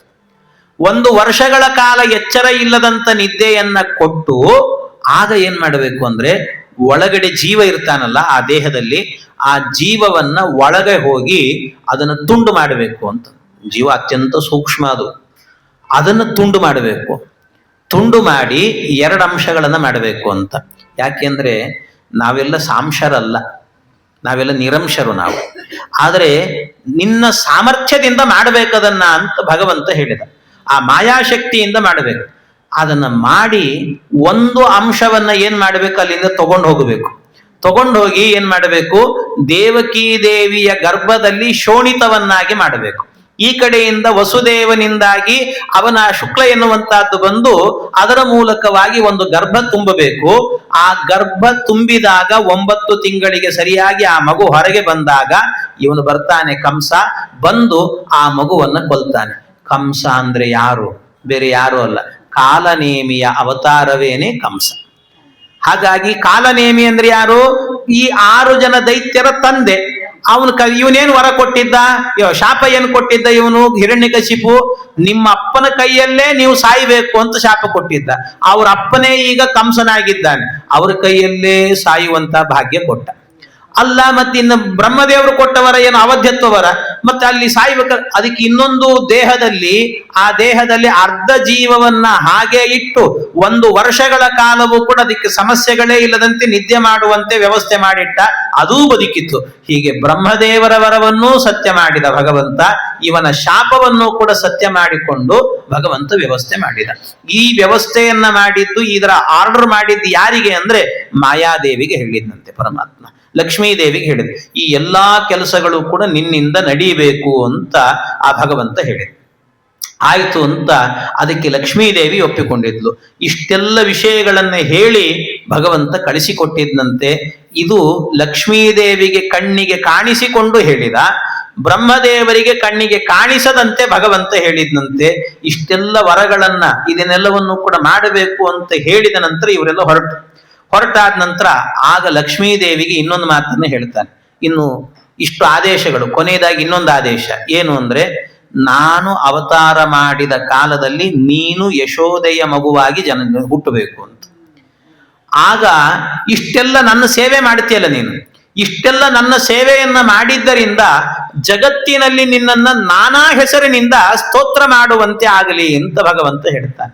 ಯಾವ ಹೆಸರಿನಿಂದ ಅಂದ್ರೆ, ದುರ್ಗೇತಿ ಭದ್ರ ಕಾಲೀತಿ ವಿಜಯ ವೈಷ್ಣವೀತಿ ಚ ಕುಮುದ ಚಂಡಿಕಾ ಕೃಷ್ಣ ಮಾಧವಿ ಕನ್ಯಕೇತಿ ಚ ಮಾಯಾ ನಾರಾಯಣೇಶಾನ ಶಾರದೇತ್ಯಂಬಿಕೇತಿ ಚ. ಇದೆಲ್ಲ ಅವಳಿಗಿರುವಂತ ಹೆಸರು ಅಂತ ಹೇಳ್ತಾರೆ. ಇಷ್ಟೆಲ್ಲ ದುರ್ಗಾದೇವಿಗಿರುವಂತ ಹೆಸರು. ಇಂಥ ಬಹಳ ಜನ ಏನ್ ತಿಳ್ಕೊಂಡ್ಬಿಟ್ಟಿದ್ದಾರೆ ಅಂದ್ರೆ, ಈ ಹೆಸರುಗಳನ್ನೆಲ್ಲ ಹೇಳಿದಾಗ ದುರ್ಗಾ ಅಂದ ಕೂಡಲೇ ಅದನ್ನ ಪಾರ್ವತಿ ಅಂತ ತಿಳ್ಕೊಳ್ತಾರೆ. ದುರ್ಗಾ ಅಂದ್ರೆ ಅದು ಲಕ್ಷ್ಮೀದೇವಿಯ ರೂಪ. ಶ್ರೀ ಭೂ ದುರ್ಗಾ ಅಂತ 3 ರೂಪಗಳು ಭಗವಂತ ಲಕ್ಷ್ಮೀದೇವಿಗೆ. ಹಾಗಾಗಿ ದುರ್ಗಾ ಅನ್ನುವಂತಹದ್ದು ಅದು ಲಕ್ಷ್ಮೀ ರೂಪ ಅಂತ ತಿಳ್ಕೊಳ್ಬೇಕು. ಇದೆಲ್ಲವೂ ಕೂಡ ಅವಳಿಗೆ ಹೆಸರು ಅಂತ. ಭದ್ರಕಾಳಿ ಎಲ್ಲ ಹೆಸರುಗಳು ಕೂಡ ಆ ಲಕ್ಷ್ಮೀದೇವಿಗೆ ಅಂದ್ರೆ ದುರ್ಗೆಯಾಗಿ ಅವತಾರ ಮಾಡಿದಾಗ ಬಂದಿರುವಂತ ಹೆಸರುಗಳು ಅಂತ ಹೇಳ್ತಾರೆ. ಇಷ್ಟು ಹೇಳಿದ ಭಗವಂತ. ಇಷ್ಟೂ ಆದೇಶಗಳನ್ನ ಮಾಡಿದ ನಂತರ ಪರಮಾತ್ಮ, ಆಗ ಭಗವಂತ ಇಷ್ಟು ಈ ಆದೇಶಗಳಿಗೆ ಅನುಗುಣವಾಗಿ ಎಲ್ಲ ನಡೀತಾ ಇದೆ. ಏನಾಗಿತ್ತು ಅಂತ ಹೇಳಿದ್ರೆ, ಆಗ ವಸುದೇವನಿಗೆ ದೇವಕೀ ದೇವಿಯನ್ನ ಕೊಟ್ಟು ವಿವಾಹವನ್ನ ಮಾಡಿದ್ದಂತೆ. ಈ ಕಂಸ ವಸುದೇವನಿಗೆ ಕೊಟ್ಟು ವಿವಾಹ ಮಾಡಿದ್ದ. ತಂಗಿ ವಿವಾಹ ಆಯಿತು ಅಂತ ಬಹಳ ವೈಭವದಿಂದ ಮೆರವಣಿಗೆ ಮಾಡಿಕೊಂಡು ಬರುವಾಗಲೇನೆ ಇದ್ದಕ್ಕಿದ್ದಾಗೆ ಅವನಿಗೇನಾಯ್ತು, ನಿನ್ನ ತಂಗಿಯ ಗರ್ಭದಲ್ಲಿ ಹುಟ್ಟುವ 8ನೇ ಗರ್ಭ ನಿನ್ನ ಮೃತ್ಯು ಅಂತ ಆಕಾಶವಾಣಿ ಆಯ್ತು. ಈ ಆಕಾಶವಾಣಿ ಅಂತ ಬರ್ತದಲ್ಲ, ಎಲ್ಲಿಯಾದ್ರೂ ಪುರಾಣಗಳಲ್ಲಿ ಅಲ್ಲಿ ಇಲ್ಲಿ ಆಕಾಶವಾಣಿ ಅಂತ ಬಂತು ಅಂದ್ರೆ ಅದಕ್ಕೆ ಅರ್ಥ ಏನು ಅಂದ್ರೆ ವಾಯುದೇವರ ವಾಣಿ ಅಂತ ಅರ್ಥ. ಅದಕ್ಕೆ ವಾಯುದೇವರೇ ಆಕಾಶವಾಣಿ ರೂಪದಲ್ಲಿ ಹೇಳುವಂಥದ್ದು. ಪುರಾಣದಲ್ಲಿ ಅಲ್ಲಲ್ಲಿ ಬರ್ತಿರ್ತದೆ ಆಕಾಶವಾಣಿ ಆಕಾಶವಾಣಿ ಅಂತ. ಮತ್ತೆ ಧಾರವಾಡದ ಆಕಾಶವಾಣಿ ಅಲ್ಲ, ಇದು ಆಕಾಶವಾಣಿ ಅಂದ್ರೆ ವಾಯುದೇವರ ವಾಣಿ ಇದು ಅಂತ ಅರ್ಥ. ಹಾಗೆ ವಾಯುದೇವರು ಹೇಳಿದ್ರಂತೆ. ಕೂಡ್ಲೆ ಅವಳನ್ನ, ನಿಮ್ಗೆ ಗೊತ್ತಿರುವ ಕತೆ, ತಲೆಮುಡಿಗೆ ಕೈ ಹಾಕಿ ಇನ್ನೇನು ಕೊಲ್ಲಬೇಕು ಅಂತ ಹೋದಾಗ ಆಗ ತಡೀತಾನೆ, ಬಂದು ತಡೆದುಕೊಂಡು ಹೇಳ್ತಾನೆ, ಸಾದೇವಕಿ ಸರ್ಗ ಸರ್ವ ಜಗನ್ನಿವಾಸ ನಿವಾಸ ಭೂತ ನಿತರಾಂಬಿರೇಜೆ. ಆ ದೇವಕೀ ದೇವಿ ಅವಳು ಹೆಣ್ಣು, ಅದು ಬಹಳ ವಿಷಯಗಳನ್ನು ಹೇಳ್ತಾನ. ಹೆಣ್ಣು, ಅಬಲೆ ಮತ್ತು ನಿನ್ನ ತಂಗಿ, ಒಬ್ಬ ಹೆಣ್ಣನ್ನ ಕೊಂದಂತ ಅಪಕೀರ್ತಿ ನಿನಗೆ ಬರ್ತದೆ, ಇಂಥದ್ದೆಲ್ಲ ಮಾಡಬೇಡ ಅಂತ ಬಹಳ ಅವನಿಗೆ ಹೇಳಿದ ನಂತರ ಆಯ್ತು ಅಂತ ಕಡೆಗೆ ಒಪ್ಪಿಕೊಳ್ತಾನೆ. ಒಪ್ಪಿಕೊಂಡು ಕೊನೆಗೆ ಯಾಕೆ ಒಪ್ಪಿದ್ದು ಅಂದ್ರೆ, ಹುಟ್ಟಿದ ಮಗುವನ್ನೆಲ್ಲ ನಿನಗೆ ಕೊಡ್ತೀನಿ, ಕೊಂದುಬಿಡು ಅಂತ ಹೇಳಿದ್ದ. ಆಯ್ತು ಅಂತ ಇವರನ್ನು ಸೆರೆಮನೆಯಲ್ಲಿ ಇಟ್ಟು ಹಾಕಿದ. ಸೆರೆಮನೆಯಲ್ಲಿ ಇಟ್ಟು ಕಳಿಸಿಕೊಟ್ಟ. ಆಮೇಲೆ ಏನಾಯ್ತು ಅಂದ್ರೆ, ಒಂದೊಂದೇ ಗರ್ಭ ಬಂತು. ಆ ಗರ್ಭ ಬರ್ತಾ ಇದ್ದಂತೇನೆ ಒಂದೊಂದು ಗರ್ಭ ಹುಟ್ಟಿದ ಕೂಡ್ಲೇನೆ ಅದನ್ನು ಕೊಲ್ಲಿಕ್ಕೆ ಮೊದಲನೇ ಮಗುವನ್ನು ಎತ್ಕೊಂಡು ಬಂದಂತೆ. ಎತ್ಕೊಂಡು ಬಂದು, ನೋಡು ಮಗು ಹುಟ್ಟಿದೆ, ತಗೊಂಡ್ಬಿಡು ಅಂತ ಕೊಟ್ರೆ, ಕಂಸ ಹೇಳಿದ್ನಂತೆ, ಅಯ್ಯೋ ಇದಿನ್ನು ಮೊದಲನೇ ಮಗು, ನನ್ನನ್ನು ಕೊಲ್ಲೋದು 8ನೇ ಗರ್ಭ, ಅದನ್ನ ಕೊಟ್ರೆ ಸಾಕು, ಇದೇನ್ ಬೇಡ ಅಂತಂದಂತೆ. ಬೇಡ ಅಂದ್ರೆ ಮತ್ತೆ ಬೇಡ ಅಂತಂದ್ಬಿಟ್ರೆ ಮತ್ತೆ ಅವಾಗ ಜಯನ ಅಂದ್ರೆ ಹಿರಣ್ಯಕಶಿಪಿನ ಶಾಪ ಹೇಗೆ ಮುಂದುವರಿಯೋದು? ಅದಕ್ಕೆ ನಾರದ ಮಹರ್ಷಿಗಳು ಬಂದ್ರಂತೆ. ನಾರದ ಮಹರ್ಷಿಗಳು ಬಂದು ಕಂಸನಿಗೆ ಹೇಳಿದ್ರಂತೆ, ಅಯ್ಯೋ ಪೆದ್ದ ಅಂದ್ರಂತ ಅವನಿಗೆ. ಯಾಕ್ರಿ ಹಂಗೆಲ್ಲ ಅಂತೀರಿ ಅಂತ ಕೇಳಿದ್ರೆ, ಅದಕ್ಕೆ ಅವನು ಹೇಳಿದಂತೆ, ನಾರದರು ಹೇಳಿದ್ರಂತೆ, ನೋಡು ಈಗ ಈ ಮಗುವನ್ನು ತಂದು ಕೊಟ್ರೆ ಕೊಲ್ಲೋದು ಬಿಟ್ಟು ಈ 8ನೇದು ನನ್ನನ್ನು ಕೊಲ್ತದೆ, ಆದ್ರಿಂದ ಇದು ಬೇಡ ಅಂತ ಹೇಳಿ ಕಳಿಸಿದ್ದಿ. ಇದು ಆಕಾಶವಾಣಿ ಅಂದ್ರೆ ದೇವವಾಣಿ ಅಂತ ಅರ್ಥ. ದೇವತೆಗಳ ಮಾತು ನಮಗೆ ಅರ್ಥ ಆಗ್ತದೇನೋ, ಅವರೆಲ್ಲ ಉಲ್ಟಂ ಪಲ್ಟ ಮಾತಾಡ್ತಾರೆ ಅವರೆಲ್ಲರೂ ಕೂಡ. ಹಾಗಾಗಿ ಅವ್ರ ಮಾತು ನಮಗೆ ಅಷ್ಟು ಸುಲಭದಲ್ಲಿ ಅರ್ಥ ಆಗೋದಿಲ್ಲ. ಯಾಕೆ ಅಂದ್ರೆ ಪರೋಕ್ಷ ಪ್ರಿಯಾವೈ ದೇವಾಹ ಅಂತ ಹೇಳ್ತಾರೆ. ಪರೋಕ್ಷ ಪ್ರಿಯಾವೈ ದೇವಾಹ, ಅವ್ರು ಏನು ಹೇಳ್ತಾರಂತಲೇ ನಮಗೆ ಅರ್ಥ ಆಗೋದಿಲ್ಲ. ನಮಗೇನು ಹೇಳ್ತಾರಂತಲೇ ಅರ್ಥ ಆಗೋದಿಲ್ಲ. ಯಾಕೆ ಅಂತಂದ್ರೆ ಅವ್ರಿಗೆ ಅವೆಲ್ಲ ಏನಂತಾರಲ್ಲ, ಈ ದಾಸರು ಮುಂಡಿಗೆ ಅಂತೆಲ್ಲ ರಚನೆ ಮಾಡ್ತಿರ್ತಾರೆ ನೋಡಿ. ಮುಂಡಿಗೆ ಅಂದ್ರೆ ಅವು ಇದೇ ಅರ್ಥ, ಪರೋಕ್ಷದಿಂದ ಹೇಳೋದು, ಡೈರೆಕ್ಟ್ ಹೇಳೋದು, ಇಂಡೈರೆಕ್ಟ್ ಸ್ಪೀಚ್ ಅಂತ. ಇಂಡೈರೆಕ್ಟ್ ಆಗಿ ಹೇಳ್ತಿರ್ತಾರೆ ಅವರೆಲ್ಲವನ್ನು ಕೂಡ, ಡೈರೆಕ್ಟ್ ಆಗಿ ಯಾವುದನ್ನು ಹೇಳೋದಿಲ್ಲಂತೆ. ಆ ರೀತಿ ಹೇಳುವಂತದ್ದು. ಯಾಕೆಂದ್ರೆ ಒಂದ್ ಕಡೆ ನೋಡಿ ಕನಕದಾಸರು ಹೇಗೆ ಹೇಳ್ತಾರೆ ಅಂತಂದ್ರೆ, 10 ತಲೆ ಕೆಂಪಾಗಿಹನ 6 ತಲೆ ಕಪ್ಪಾಗಿಹನ ಸಖನ ಸುತನ. 10 ತಲೆ ಕೆಂಪಾಗಿಹನ 6 ತಲೆ ಕಪ್ಪಾಗಿಹನ ಸಖನ ಸುತನ ಸ್ವಾಮಿಯ ವೈರಿಯ ಅಗ್ರಜನ ಅಗ್ರಜನ ಸತಿಯು ಬಂದಳೀಗ ಅಂದ್ರಂತೆ. ಇದೊಂದು ಮುಂಡಿಗೆ, ಕನಕದಾಸರ ಮುಂಡಿಗೆ. ಈ ಕೆಲವರಿಗೆ ಏನಾಗ್ತಿರ್ತದೆ ಗೊತ್ತಾ, ಬೇರೆ ಮನೆಯಲ್ಲಿ ರಾತ್ರಿ ಆದ್ರೆ ನಿದ್ದೆ ಬರುವುದಿಲ್ಲ ಅಂತ ಒದ್ದಾಡ್ತಿರ್ತಾರೆ ಬಹಳ ಮನ. ರಾತ್ರಿ ಆದ್ರೆ ಟ್ಯಾಬ್ಲೆಟ್ ತಗೊಳ್ಳೋದು, ಒದ್ದಾಡೋದು, ಹಿಂಸೆ ಪಡ್ತಿರ್ತಾರೆ. ಆದ್ರೆ ಅದು ಏನೋ ದೇವ್ರು ಕೊಟ್ಟ ವರವೋ ಏನೋ ಅನ್ನುವಂತೆ ಅವ್ರಿಗೆ ಎಲ್ಲಿ ನಿದ್ದೆ ಬರಲಿಲ್ಲ ಅಂದ್ರೂ ಪುರಾಣಕ್ಕೆ ಬಂದ್ರೆ ಒಳ್ಳೆ ನಿದ್ದೆ ಬರ್ತಿರ್ತದೆ ಅವ್ರಿಗೆ. ಅಲ್ಲಂತೂ ಒಳ್ಳೆ ನಿದ್ದೆ. ಒಮ್ಮೆ ಏನಾಯ್ತಂತೆ, ಕನಕದಾಸರು ಕೂತಾಗ ಒಬ್ಬ ವ್ಯಕ್ತಿ ತಾನೇ ಪ್ರವಚನ ಇಡಿಸ್ಬಿಟ್ಟಿದ್ನಂತೆ. ಪ್ರವಚನ ಇಡಿಸಿದಂತ ವ್ಯಕ್ತಿ ಇದ್ದಾನಲ್ಲ, ಆ ವ್ಯಕ್ತಿನೇ ಏನ್ ಮಾಡ್ತಾ ಇದ್ನಂತೆ, ಎದುರಿಗೆ ಕೂತ್ಕೊಂಡು ನಿದ್ದೆ ಹೊಡಿತಿದ್ನಂತೆ. ದೂರದಲ್ಲಿ ಕನಕದಾಸರಿಗೆ ತೋರಿಸಿದ್ನಂತ ಒಬ್ಬ ವ್ಯಕ್ತಿ, ನೋಡಿ ಸ್ವಾಮಿ ಹೆಂಗ್ ಮಾಡ್ತಿದ್ದಾರೆ. ಅವ್ರಿಗೆ ಏನ್ ತೋರಿಸಿದ್ರು ಮುಂಡಿಗೆಯಲ್ಲಿ ಮಾತಾಡ್ಬಿಡ್ತಿದ್ರಂತ ಅವ್ರು. ಇದಕ್ಕೆ ಹೆಸರೇನು ಅಂದ್ರೆ ನಿದ್ರಾ ಮುಂಡಿಗೆ ಅಂತ ಹೆಸರು ಇದಕ್ಕೆ, ನಿದ್ರಾ ಮುಂಡಿಗೆ ಅಂತ. ಅದು ನೋಡ್ರಿ ಏನಂತ ಅದು ಹೇಗೆ, 10 ತಲೆ ಕೆಂಪಾಗಿಹನ 6 ತಲೆ ಕಪ್ಪಾಗಿಹನ. ನಿಮ್ಗೆ ಸಹಜವಾಗಿ ಅರ್ಥ ಆಗಿಬಿಡುತ್ತದೆ ಏನು ಅಂದ್ರೆ, 10 ತಲೆ ಇರೋದು ಯಾರಿಗೆ ಹೇಳ್ರಿ? ರಾವಣ. ಆದ್ರಿಂದ ರಾವಣನಿಗೆ. ಆದ್ರೆ ಕೆಂಪಾಗಿಹನ ಅಂತ ಹೇಳಿದ್ರು, ಅವನ್ ತಲೆ ಕೆಂಪು ಅಂದ್ರೆ ಕೆಂಪೇನಿರ್ಲಿಲ್ಲ ಅವಂದು, ಅದು ಸಮಸ್ಯೆ. ಅದು ಬಿಡಿ. 6 ತಲೆ ಕಪ್ಪಾಗಿಹನ ಅಂದ್ರು. 6 ತಲೆ ಅಂದ್ರೆ ಯಾರು? ನಿಮ್ಗೆ ಸಹಜವಾಗಿ ಗೊತ್ತಾಗತ್ತೆ. 6 ತಲೆ ಇರೋದು ಯಾರಿಗೆ?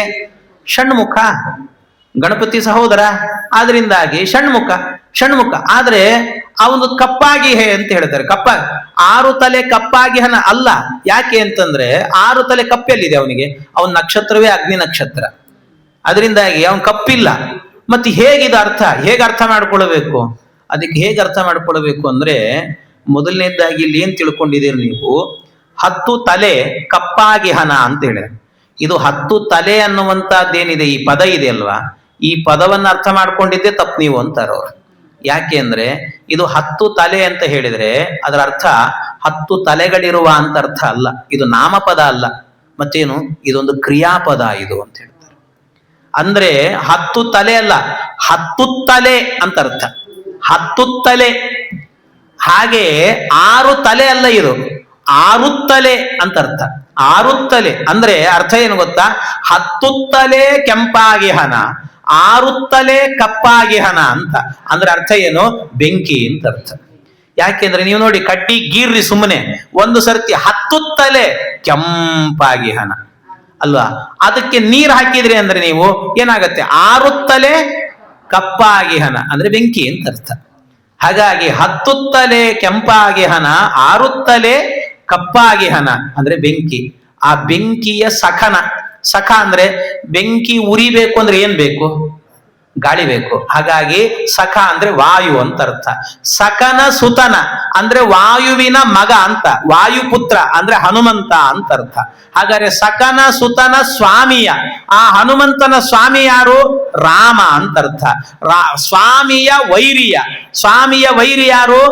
ರಾವಣ ಅಂತ. ಅವನ ಅಗ್ರಜನ, ಅಗ್ರಜ ಅಂದ್ರೆ ಅವನ ಇವನು ಸಹೋದರ ಅಂತ, ಅಂದ್ರೆ ಕುಂಭಕರ್ಣ ಅಂತ ಅರ್ಥ. ಅವನ ಸತಿಯು, ಅವನ ಸತಿ ಅಂತ ಹೇಳಿದ್ರೆ ಅವನಿಗೊಂದು ಮದುವೆ ಆಗಿತ್ತು, ಆದ್ರೆ ಜೀವನದಲ್ಲಿ ತನ್ನ ಹೆಂಡತಿನ ಬಿಟ್ಟು ಇನ್ನೊಂದು ಹೆಂಡತಿನ ಇಟ್ಟುಕೊಂಡಿದ್ದಂತ. ಅದು ಯಾವುದು ಅಂದ್ರೆ ನಿದ್ರಾ ಅಂತ ಹೇಳ್ತಾರೆ. ಹಾಗಾಗಿ ಅವನ ಸತಿಯು ಬಂದಳೀಗ ಅಂದ್ರೆ ನಿದ್ರೆ ಬಂತು ಅಂತ ಅರ್ಥ. ಕನಕದಾಸರು ಹೇಳೋದು ಚಮತ್ಕಾರ ಇದೆಲ್ಲವೂ ಕೂಡ, ಮುಂಡಿಗೆ ಅಂತಾರೆ ಇದನ್ನೆಲ್ಲ. ಹಾಗೆ ಆ ರೀತಿಯಲ್ಲಿ ಭಗವಂತ ಇದನ್ನೆಲ್ಲ ಮುಚ್ಚಿ ಮುಚ್ಚಿ ಹೇಳೋದು ಅಂತ ಹೇಳ್ತಾರಲ್ಲ, ಆ ರೀತಿ ಇಲ್ಲೂ ಕೂಡ ಏನ್ ಮಾಡಿದ್ದು ಅಂತ ಹೇಳಿದ್ರೆ ಮುಚ್ಚಿ ಮುಚ್ಚಿ ಹೇಳೋದು ಭಗವಂತ. ಇಂಥದ್ದೆಲ್ಲವೂ ಕೂಡ ಈ ಈ ವಿಷಯಗಳನ್ನೆಲ್ಲವನ್ನು ಕೂಡ ಮುಚ್ಚಿ ಮುಚ್ಚಿ ಹೇಳಿಕೊಂಡು, ಅಂದ್ರೆ ಆ ದೇವತೆಗಳು ಮಾತಾಡುವ ಭಾಷೆ ಅರ್ಥ ಆಗಲ್ಲ ಅಂತ ಮುಚ್ಚಿ ಮುಚ್ಚಿ ಹೇಳುತ್ತಾರೆ ಅವರು. ಅದಕ್ಕೆ ನಾರದರು ಹೇಳಿದರು ಕಂಸನಿಗೆ, ನೋಡು ದೇವತೆಗಳು ಆಡಿದ ಮಾತು 8ನೇ ಗರ್ಭ ನಿನ್ನ ಮೃತ್ಯು ಅಂತ. 8ನೇ ಗರ್ಭ ಅಂತಂದ್ರೆ ಯಾವ 8? ಮೊದಲಿಂದ ಎಣಿಸಿದ್ರೆ ಕೊನೆಯದು 8, ಕೊನೆಯದ್ರಿಂದ ಎಣಿಸಿದ್ರೆ ಮೊದಲನೇದ್ದೇ 8, ಮಧ್ಯದಲ್ಲಿ ಎಣಿಸಿದ್ರೆ ಯಾವ್ದು 8 ಗೊತ್ತೇ ಆಗಲ್ಲ. ಅದರಿಂದ ದೇವ ಭಾಷೆ ಇದು ಅರ್ಥ ಆಗಲ್ಲ. ನಿನ್ನ ಜೀವ ಉಳಿಸ್ಕೊಳ್ಬೇಕು ಅಂದ್ರೆ ಏನ್ ಮಾಡ್ತೀವಿ ನೋಡು ಅಂದ್ರೆ ಇಷ್ಟು ನಾರದರು ಇಷ್ಟು ಹೇಳಿ ಹೋದ್ರು. ಆಯ್ತು, ಅಂತೂ ಹಿರಣ್ಯಕಶಿಪುವಿನ ವರವನ್ನು, ಅವನ ಶಾಪವನ್ನು ಸತ್ಯ ಮಾಡುತ್ತೇನೆ ಅಂತ ಈ ಅಯೋಗ್ಯ ಹೋದ. ಹಿಡ್ಕೊಂಡು ಎತ್ತಿ ಬಂಡೆಗೆ ಹೊಡೆದು ಆ ಹಸುಗೂಸನ್ನ ಕೊಂದ. ಹೀಗೆ 6 ಜನ ಮಕ್ಕಳನ್ನ ಕೊಂದ. 7ನೇ ಗರ್ಭ ಎನ್ನುವಂತಹದ್ದು ಅಲ್ಲಿಂದ ಹೋಗಿ ರೋಹಿಣಿಯ ಗರ್ಭದಲ್ಲಿ ಕೂತ್ಕೊಳ್ತು. ರೋಹಿಣಿ ಗರ್ಭದಲ್ಲಿ ಬೆಳೀತಾ ಇದೆ. ಆಗಲೇ ಸರಿಯಾಗಿ ಭಗವಂತ ದೇವಕೀ ದೇವಿಯ ಗರ್ಭವನ್ನ ಪ್ರವೇಶ ಮಾಡುತ್ತಾನೆ. ದೇವಕಿಯ ಗರ್ಭವನ್ನ ಪ್ರವೇಶ ಮಾಡಿದಾಗ ಆ ಭಗವಂತನ ಲೀಲೆಯನ್ನು ನೋಡಿ ಎಲ್ಲ ಕಡೆಯಲ್ಲೂ ಕೂಡ ಎಷ್ಟು ಅದ್ಭುತವಾಗಿತ್ತು ಅಂದ್ರೆ, ಸಾಮಾನ್ಯವಾಗಿಯೇನೆ ಒಂದು ಗರ್ಭಿಣಿ ಅಂತ ಆದ್ರೆ ಅವಳಲ್ಲೊಂದು ಕಳೆ ಬರ್ತದಂತೆ, ಒಳ್ಳೆ ಸೌಂದರ್ಯ ಬರ್ತದೆ ಅಂತ ಹೇಳುತ್ತಾರೆ. ಹಾಗಾಗಿ ಕಳೆ ಇರ್ತದೆ. ಅವಳ ಕಳೆ ಎಷ್ಟು ಬಂದಿತ್ತು ಅಂದ್ರೆ, ಒಳಗಡೆ ಇದ್ದದ್ದು ಪರಮಾತ್ಮನಾದ್ರಿಂದಾಗಿ ಸುತ್ತಲೂ ಬೆಳ್ಳಂ ಬೆಳಕಂತೆ, ಬೆಳ್ಳಂ ಬೆಳಕು, ಎಲ್ಲ ಕಡೆಯಲ್ಲಿ ಬೆಳಕು ಹರಿತಿತ್ತಂತೆ. ಎಷ್ಟೋ ಸರ್ತಿ ಮಗು ಹುಟ್ಟಿತ ಅಂತ ಈ ಕಂಸ ನೋಡ್ಬೇಕು ಅಂತ ಹೋಗ್ತಿದ್ನಂತೆ. ಕಂಸ ಹೋದ್ರೆ ಸಾಕು ಗಾಬರಿ ಆಗ್ತಿತ್ತಂತ ಅವನಿಗೆ. ಆ ಕಡೆ ಆ ಬೆಳಕು ನೋಡಿದ್ರೆ ಹೆದರಿಕೆ ಆಗ್ತಿತ್ತಂತೆ, ಇದೇ ನನ್ನ ಮೃತ್ಯು ಅಂತ ಗೊತ್ತಾಗ್ತಿತ್ತು ಅವನಿಗೆ. ಆಗಾಗ್ಗೆ ಗೊತ್ತಾಗಿ ಅಲ್ಲಿ ಹೋಗ್ಲಿಕ್ಕೆ ಹೆದರ್ತಿದ್ನಂತೆ. ಎಷ್ಟೋ ದಿವಸ ಆ ಕಡೆ ತಲೆ ಹಾಕಿ ಮಲಗ್ತಿರ್ಲಿಲ್ಲಂತ ಅವನು. ಅಂತ ಸ್ಥಿತಿ ಬಂದು ಹೋಗಿತ್ತ ಕಂಸನಿಗೆ. ಅಂಥ ಒಂದು ಬೆಳಕು ಬರ್ತಾ ಇತ್ತಂತೆ ಆ ಗರ್ಭಿಣಿಯಲ್ಲಿ, ದಿವ್ಯವಾದಂತ ಬೆಳಕು. ಬ್ರಹ್ಮಾದಿ ದೇವತೆಗಳೆಲ್ಲ ನೋಡಿದ್ರು ಪರಮಾತ್ಮನನ್ನ. ಎಲ್ಲ ಎಂಥ ಲೀಲೆ ತೋರಿಸ್ತಾ ಇದ್ದೀಯೋ. ಬ್ರಹ್ಮದೇವರು, ರುದ್ರದೇವರು, ಎಲ್ಲ ದೇವತೆಗಳು ಕೂಡ ಬ್ರಹ್ಮ ಭವಶ್ಚ ತತ್ರೈತ್ಯ ಮುನಿಭಿರ್ನಾರದಾದಿಭಿಃ ದೇವೈಃ ಸಾನುಚರೈಃ ಸಾರ್ಧಂ ಗೀರ್ಭಿರ್ವಿಷ್ಣು ಮತಾಸ್ತುವನ್, ತಮ್ಮ ಮಾತುಗಳಿಂದಾಗಿ ಭಗವಂತನನ್ನ ಸ್ತೋತ್ರ ಮಾಡಿದ್ರು ಅಂತ ಹೇಳ್ತಾರೆ. ಬ್ರಹ್ಮದೇವರು ಬಂದು ಸ್ತೋತ್ರ ಮಾಡ್ತಿದ್ದಾರೆ. ಬ್ರಹ್ಮದೇವರು ಮಾಡಿದ ಸ್ತೋತ್ರ. ಈ ಸ್ತೋತ್ರಕ್ಕೆ ಗರ್ಭಸ್ತುತಿ ಅಂತ ಹೆಸರಿದಕ್ಕೆ. ಗರ್ಭಸ್ತುತಿ ಅಂತ ಸಾಮಾನ್ಯವಾಗಿ ಈ ಗರ್ಭಸ್ತುತಿಯನ್ನ ಈ ಗರ್ಭಿಣಿಯಾದ ಹೆಣ್ಣು ಮಕ್ಕಳು ಇದರ ಶ್ರವಣವನ್ನ ಮಾಡಬೇಕಂತೆ. ಅದನ್ನು ಶ್ರವಣ ಮಾಡಿದ್ರು ಅಂತ ಆದ್ರೆ ಅವರಿಗೆ ಈ ಪ್ರಸವ ವೇದನೆ ಇಲ್ಲದಂತೆ ಭಗವಂತ ಅವರಿಗೆ ಪ್ರಸವವನ್ನು ಕೊಡ್ತಾನಂತೆ, ಒಳ್ಳೆ ಪ್ರಸೂತಿಯನ್ನು ಕೊಡ್ತಾನೆ. ಹಾಗೆ ಭಗವಂತ ಪರಮಾತ್ಮನನ್ನ ಬ್ರಹ್ಮದೇವರು ಸ್ತೋತ್ರ ಮಾಡುತ್ತಾರೆ. ಏನು ಸ್ತೋತ್ರ ಮಾಡಿದ್ದಾರೆ ಭಗವಂತನನ್ನ ಅಂದ್ರೆ ಅದು ಅರ್ಥವೇ ಆಗಲ್ಲ ಏನು ಹೇಳ್ತಿದ್ದಾರೋ ಅಂತ. ಸತ್ಯವ್ರತಂ ಸತ್ಯಪರಂ ತ್ರಿಸತ್ಯಂ ಸತ್ಯಸ್ಯ ಯೋನಿಂ ನಿಹಿತಂಚ ಸತ್ಯೇ ಸತ್ಯಸ್ಯ ಸತ್ಯಂ ಉತ ಸತ್ಯ ನೇತ್ರಂ ಸತ್ಯಾತ್ಮಕಂ ತ್ವಾಂ ಶರಣಂ ಪ್ರಪನ್ನಾಃ. ಎಷ್ಟು ಬಾರಿ ಸತ್ಯ ಸತ್ಯ ಸತ್ಯ ಅಂತ, ಇಷ್ಟು ಬಾರಿ ಭಾಗವತ ಸತ್ಯ ಅಂತ ಹೇಳಿದ್ರು ಕೂಡ ಪ್ರಪಂಚ ಸುಳ್ಳು ಅಂತ ಹೇಳ್ತಾರಲ್ಲ, ಏನನ್ಬೇಕು ಇದಕ್ಕೆ? ಇಷ್ಟು ಹೇಳಿದ್ದಾರೆ ಸತ್ಯ ಅಂತ. ಏನರ್ಥ? ಸತ್ಯವ್ರತಂ, ಭಗವಂತನನ್ನ ಸತ್ಯವ್ರತ ಅಂತ ಹೇಳುತ್ತಿದ್ದಾರೆ. ಸತ್ಯವ್ರತ ಪರಮಾತ್ಮ, ಸತ್ಯವ್ರತ ವ್ರತವನ್ನ, ಸತ್ಯದ ವ್ರತವನ್ನ ತೊಟ್ಟವನು ಅಂತ ಅರ್ಥ ಭಗವಂತ. ಸತ್ಯವ್ರತಂ, ಭಗವಂತ ಸತ್ಯವ್ರತನಾಗಿದ್ದಾನೆ ಪರಮಾತ್ಮ ಅಂತ ಹೇಳಿ. ವ್ರತ ಅಂದ್ರೆ ವ್ಯಾಪ್ತ ಅಂತ ಅರ್ಥ. ಸತ್ಯವಾಗಿಯೂ ಕೂಡ ಭಗವಂತ ಸರ್ವತ್ರ ವ್ಯಾಪ್ತನಾಗಿದ್ದಾನೆ ಅಂತ ಅರ್ಥ. ಇನ್ನಷ್ಟೇ ಅಲ್ಲ, ಭಗವಂತ ಸತ್ಯಪರಂ, ಸತ್ಯಪರಂ ಭಗವಂತ. ಪರಂ ಅಂದ್ರೆ ಸರ್ವೋತ್ತಮನಾಗಿದ್ದಾನೆ ಅಂತ, ಅದು ಸತ್ಯ ಅಂತ ಅರ್ಥ. ಅವನು ಸರ್ವೋತ್ತಮ ಅನ್ನುವಂತಹದ್ದು ಸತ್ಯ. ತ್ರಿಸತ್ಯಂ, ತ್ರಿಸತ್ಯ ಮೂರು ಸತ್ಯ ಅಂದ್ರೆ ಮೂರು ವೇದಗಳು ಅಂತ ಅರ್ಥ. ಮೂರು ವೇದಗಳಿಂದ ಈ ಸತ್ಯನಾಮಕನಾದ ಭಗವಂತನೇ ಪ್ರತಿಪಾದ್ಯನಾಗಿದ್ದಾನೆ ಅನ್ನೋದು ಸತ್ಯ ಅಂತ ಹೇಳಿದರು. ಸತ್ಯಸ್ಯ ಯೋನಿಂ, ಸತ್ಯಸ್ಯ ಯೋನಿ ಅಂದ್ರೆ ಸತ್ಯವಾದ ಪ್ರಪಂಚಕ್ಕೆ ಯೋನಿ, ಕಾರಣನಾಗಿದ್ದಾನೆ ಅಂತ ಅರ್ಥ. ಭಗವಂತ ಕಾರಣನಾಗಿದ್ದಾನೆ. ನಿಹಿತಂಚ ಸತ್ಯೇ, ಅಷ್ಟೇ ಅಲ್ಲ, ಈ ಸತ್ಯವಾದಂತ ಪ್ರಪಂಚದಲ್ಲಿ ನಿಹಿತಂ, ಅಂತರ್ಯಾಮಿಯಾಗಿಯೂ ಕೂಡ ಭಗವಂತ ಇದ್ದಾನೆ ಅಂತ ಅರ್ಥ.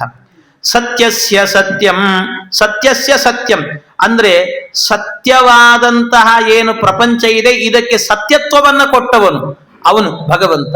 ಇನ್ನೊಂದು ಅರ್ಥದಲ್ಲಿ ಸತ್ಯ ಅಂತ ಹೇಳಿದ್ರೆ ಅದು ಮೋಕ್ಷದ ದಾರಿ ಅಂತ ಅರ್ಥ. ಮೋಕ್ಷ, ಮೋಕ್ಷ, ಆ ಮೋಕ್ಷವನ್ನ ಕೊಡ್ತಾನೆ ಅವನ ಭಜನೆ ಮಾಡಿದ್ರೆ ಅನ್ನೋದು ಕೂಡ ಸತ್ಯ. ಆದ್ರಿಂದ ಸತ್ಯಸ್ಯ ಸತ್ಯಂ. ಸತ್ಯ ನೇತ್ರಂ ಅಂತ, ಸತ್ಯ ನೇತ್ರಂ, ನೇತ್ರ ಅಂದ್ರೆ ನಯತಿ ತ್ರಾಯತೆ ಇತಿ ನೇತ್ರಂ ಅಂತ. ನಯತಿ ಅಂದ್ರೆ ಕೊಂಡೊಯ್ತಾನೆ, ತ್ರಾಯತೆ ರಕ್ಷಣೆ ಮಾಡ್ತಾನೆ ಅಂತ.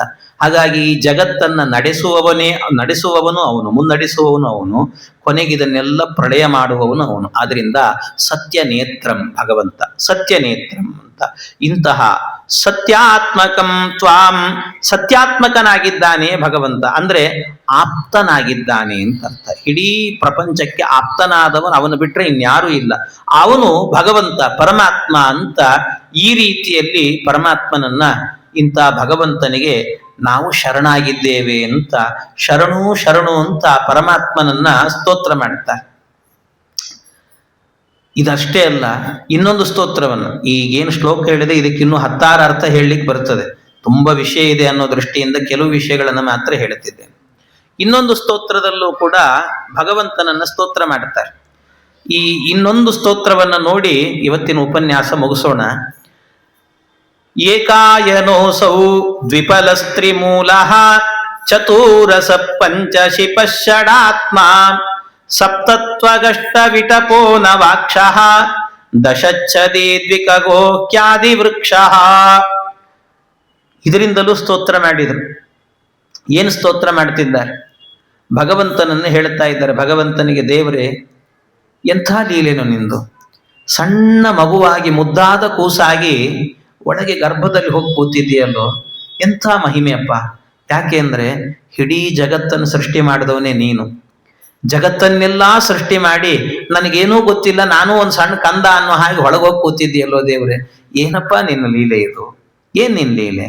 ಯಾಕೆ ಅಂದ್ರೆ ಇಡೀ ಪ್ರಪಂಚವನ್ನು ಸೃಷ್ಟಿ ಮಾಡಿದವ ನೀನಲ್ವೇನು? ಪ್ರಪಂಚ, ಪ್ರಪಂಚ ಅಂದ್ರೆ ಏನರ್ಥ? ಈ ಈ ಈ ಜಗತ್ತಿಗೆ ಪ್ರಪಂಚ ಅಂತ ಹೆಸರು. ಯಾಕೆ ಅಂದ್ರೆ ಇದು ಗೊತ್ತೇ ಇಲ್ಲ. ಪ್ರಪಂಚ ಅಂದ್ರೆ ಪ್ರಕೃಷ್ಟವಾದ ಪಂಚ ಇದೆ, ಆದ್ರಿಂದ ಇದಕ್ಕೆ ಪ್ರಪಂಚ ಅಂತ ಹೆಸರು. ಪ್ರಕೃಷ್ಟ ಪಂಚ ಅಂದ್ರೆ ಪಂಚಭೇದ ಅಂತ ಅರ್ಥ.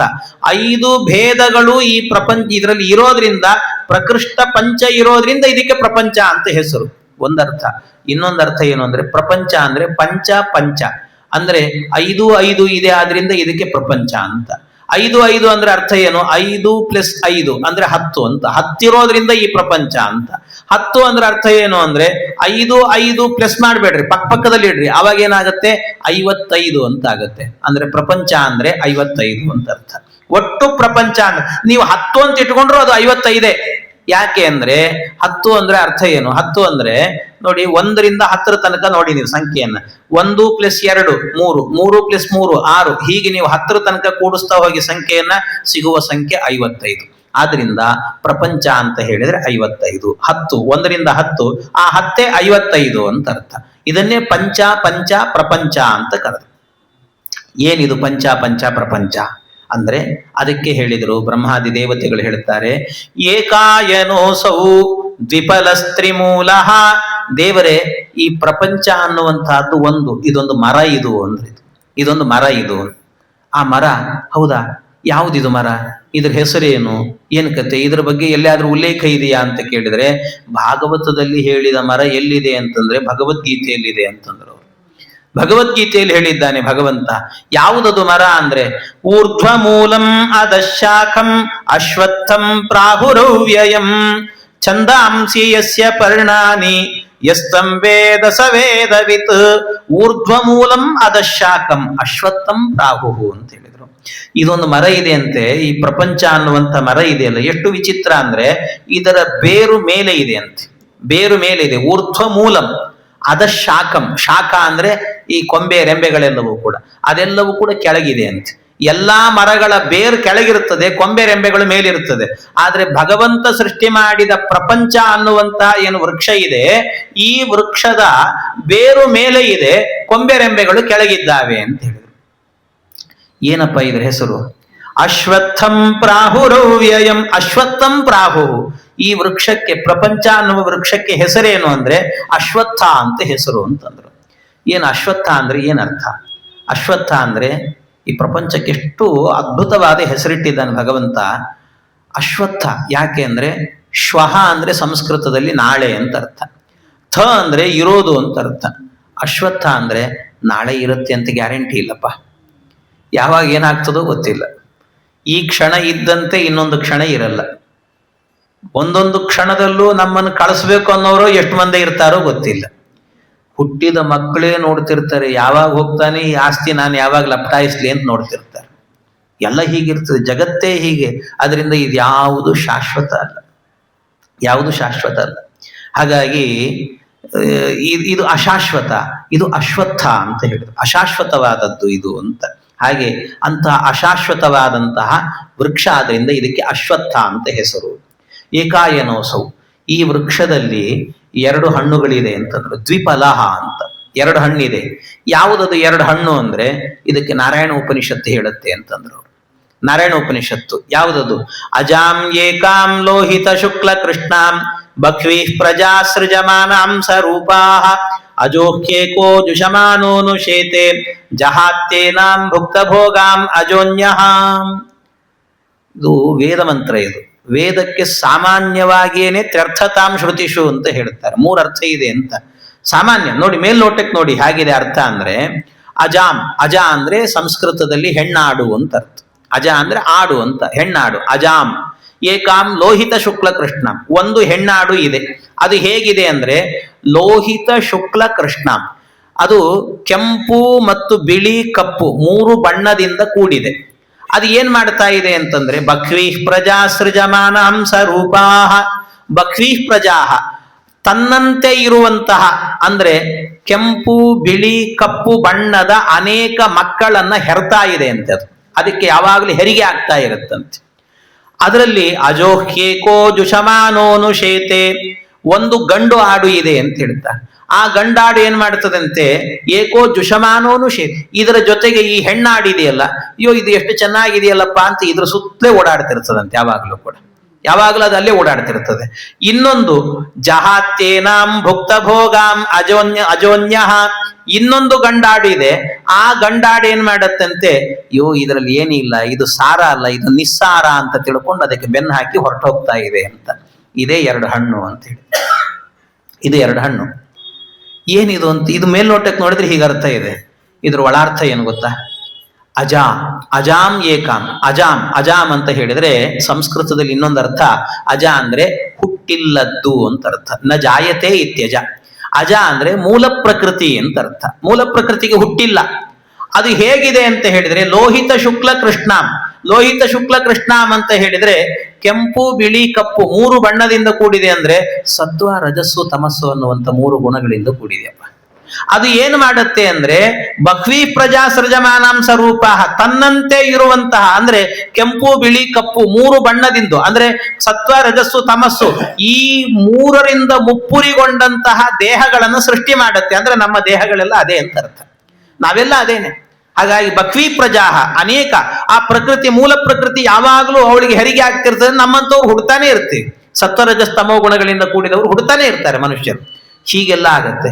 ಇದಾದ ನಂತರ ಒಂದು ಗಂಡಾಡು ಅಂತ ಹೇಳಿದ್ರು.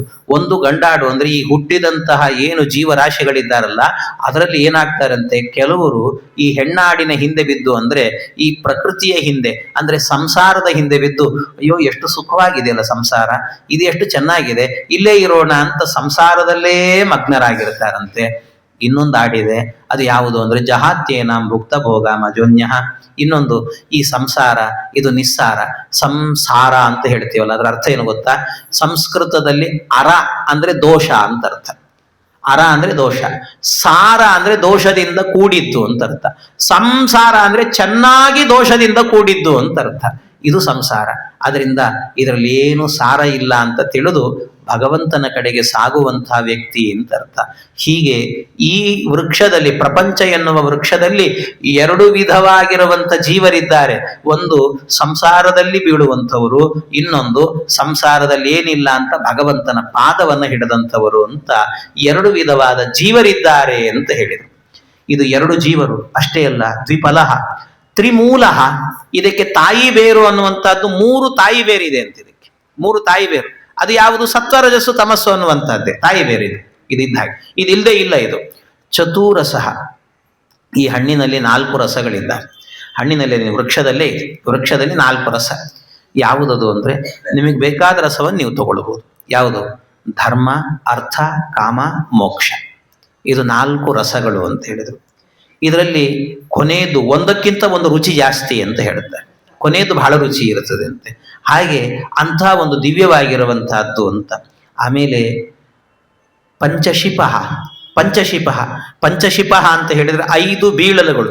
ಈ ಅಶ್ವತ್ಥ ವೃಕ್ಷದಲ್ಲಿ ಅಲ್ಲಲ್ಲಿ ನೇತಾಡ್ತಿರುತ್ತೆ ನೋಡಿ, ಅದು ಉದ್ದುದ್ದ ಬಿದ್ದಿರ್ತಾವಲ್ಲ ಬೇರುಗಳ ತರ, ಅದು 5 ಇದ್ದಾವಂತೆ. ಯಾವುದದು ಅಂತ ಹೇಳಿದ್ರೆ ಪಂಚಭೂತಗಳು, ಮಣ್ಣು, ನೀರು, ಗಾಳಿ, ಆಕಾಶ, ಬೆಂಕಿ ಇದೆ. ಇಷ್ಟು 5 ಭೂತಗಳೇನಿದ್ದಾವಲ್ಲ ಇವುಗಳೇನೆ ಒಳಗಿರುವಂತ ಆ ಏನು ನೇತಾಡುವಂತಹ ಬೀಳಲುಗಳು ಅಂತ ಹೇಳ್ತಾರೆ. ಆಮೇಲೆ ಷಡಾತ್ಮ. ಆತ್ಮ ಅಂದ್ರೆ ಇಲ್ಲಿ ವಿಕಾರ ಅಂತ ಅರ್ಥ. 6 ವಿಧವಾದಂಥ ವಿಕಾರ ಈ ಪ್ರಪಂಚಕ್ಕಿದೆ ಅಂತ ಹೇಳಿದರು. 6 ವಿಧವಾದ ವಿಕಾರ. ಯಾವುದು 6 ವಿಧವಾದ ವಿಕಾರ ಅಂದ್ರೆ ಅಸ್ತಿ, ಜಾಯತೆ, ವರ್ಧತೆ, ಪರಿಣಮತೆ, ವಿಪರಿಣಮತೆ, ನಶ್ಯತಿ ಅಂತ. ಅಂದ್ರೆ ಅಸ್ತಿ ಮೊದಲು ತಾಯಿ ಗರ್ಭದಲ್ಲಿ ಇದ್ದಾನೆ. ಆಮೇಲೆ ಜಾಯತೆ, ಹೊರಗೆ ಬಂದ, ಕಣ್ಣರಳಿಸಿ ನೋಡಿದ, ಪಿಳಿ ಅಂತ ನೋಡ್ತಾನೆ. ವರ್ಧತೆ, ಬೆಳಿಲಿಕ್ಕೆ ಶುರುವಾಗ್ತಾನೆ. ಪರಿಣಮತೆ, ಪರಿಣಾಮಗಳೆಲ್ಲ ಆಗತ್ತೆ ಅವನಲ್ಲಿ. ಅಂದರೆ ಮೈಕೈ ಎಲ್ಲ ಗಟ್ಟುಮುಟ್ಟಾಗತ್ತೆ, ಗಡ್ಡ ಮೀಸೆ ಬರ್ಲಿಕ್ಕೆ ಶುರುವಾಗತ್ತೆ, ಚೆನ್ನಾಗಿ ದಷ್ಟಪುಷ್ಟ ಆಗ್ತಾರೆ. ಆಮೇಲೆ ವಿಪರಿಣಮತೆ, ಬಂದ ಗಡ್ಡ ಮೀಸೆಗಳೆಲ್ಲ ವಿಪರಿಣಾಮ ಆಗತ್ತೆ. ಅಂದರೆ ಗಡ್ಡ ಮೀಸೆ ಎಲ್ಲ ಬಿಳಿ ಆಗ್ಲಿಕ್ಕೆ ಶುರುವಾಗತ್ತೆ, ಮೈ ಸುಕ್ಕುಗಟ್ಟಲಿಕ್ಕೆ ಶುರುವಾಗತ್ತೆ. ಎಲ್ಲ ಒಂದೊಂದು ದಿವಸ ಒಂದೊಂದು ಆಗ್ತಾ ಹೋಗುತ್ತೆ. ಕೊನೆಗೊಂದು ದಿವಸ ನಶ್ಯತಿ, ಶಾಶ್ವತವಾಗಿ ಹೊರಟು ಹೋಗ್ತಾನೆ. ಇದು ವಿಕಾರ, ಪ್ರಪಂಚಕ್ಕೆ ಇರುವಂಥ ವಿಕಾರ ಇದು. ಈ ವಿಕಾರ ತಪ್ಪಿಸ್ಲಿಕ್ಕಾಗಲ್ಲಪ್ಪ, ಯಾರೂ ತಪ್ಪಿಸ್ಲಿಕ್ಕಾಗಲ್ಲ. ಎಲ್ಲರೂ ಇದನ್ನು ಅನುಭವಿಸಲೇಬೇಕು. ಯಾರು ಇದನ್ನು ಮೀರಿ ಹೋಗ್ಲಿಕ್ಕೆ ಸಾಧ್ಯ ಇದೆ ಹೇಳಿ? ಇದನ್ನ ಮೀರಬೇಕು ಅಂತಾದ್ರೆ ಅಲ್ಲಿಗೆ ಹೋಗ್ಬೇಕಷ್ಟೇ. ಅವನ ಊರಿಗೆ ಹೋಗ್ಬೇಕು, ಭಗವಂತನ ಪಟ್ಟಣಕ್ಕೆ ಹೋಗಬೇಕು. ಆ ಪಟ್ಟಣಕ್ಕೆ ಹೋದವರು ಇಲ್ಲಿಗೆ ಯಾರೂ ಬಂದಿಲ್ಲ, ನಮಗದು ಹೇಗೆ ಅಂತ ಗೊತ್ತಿಲ್ಲ. ಅದರಿಂದಾಗಿ ನಾವಿರೋದು ಸಂಸಾರ ಸಮುದ್ರದಲ್ಲೇ ಇದ್ದೇವೆ. ಈ ಸಂಸಾರ ಸಮುದ್ರವನ್ನ ದಾಟಿ ಹೋಗಬೇಕು. ಒಂದು ದೋಣಿಯಲ್ಲಿ ಕೂತರೂ ಕೂಡ ಎಲ್ಲಿ ಛಿದ್ರ ಆಗ್ತದೋ ಗೊತ್ತಿಲ್ಲ, ಒಳಗೆ ಮುಳುಗಿ ಬಿಡ್ತೀವೋ ಗೊತ್ತಿಲ್ಲ. ಅದಕ್ಕೆ ದೋಣಿಯಲ್ಲಿ ಕೂತ ಮೇಲೆ ದೋಣಿಯನ್ನ ನಡೆಸುವವನು ಕೂಡ ಸರಿಯಾದ ವ್ಯಕ್ತಿ ಇರಬೇಕು.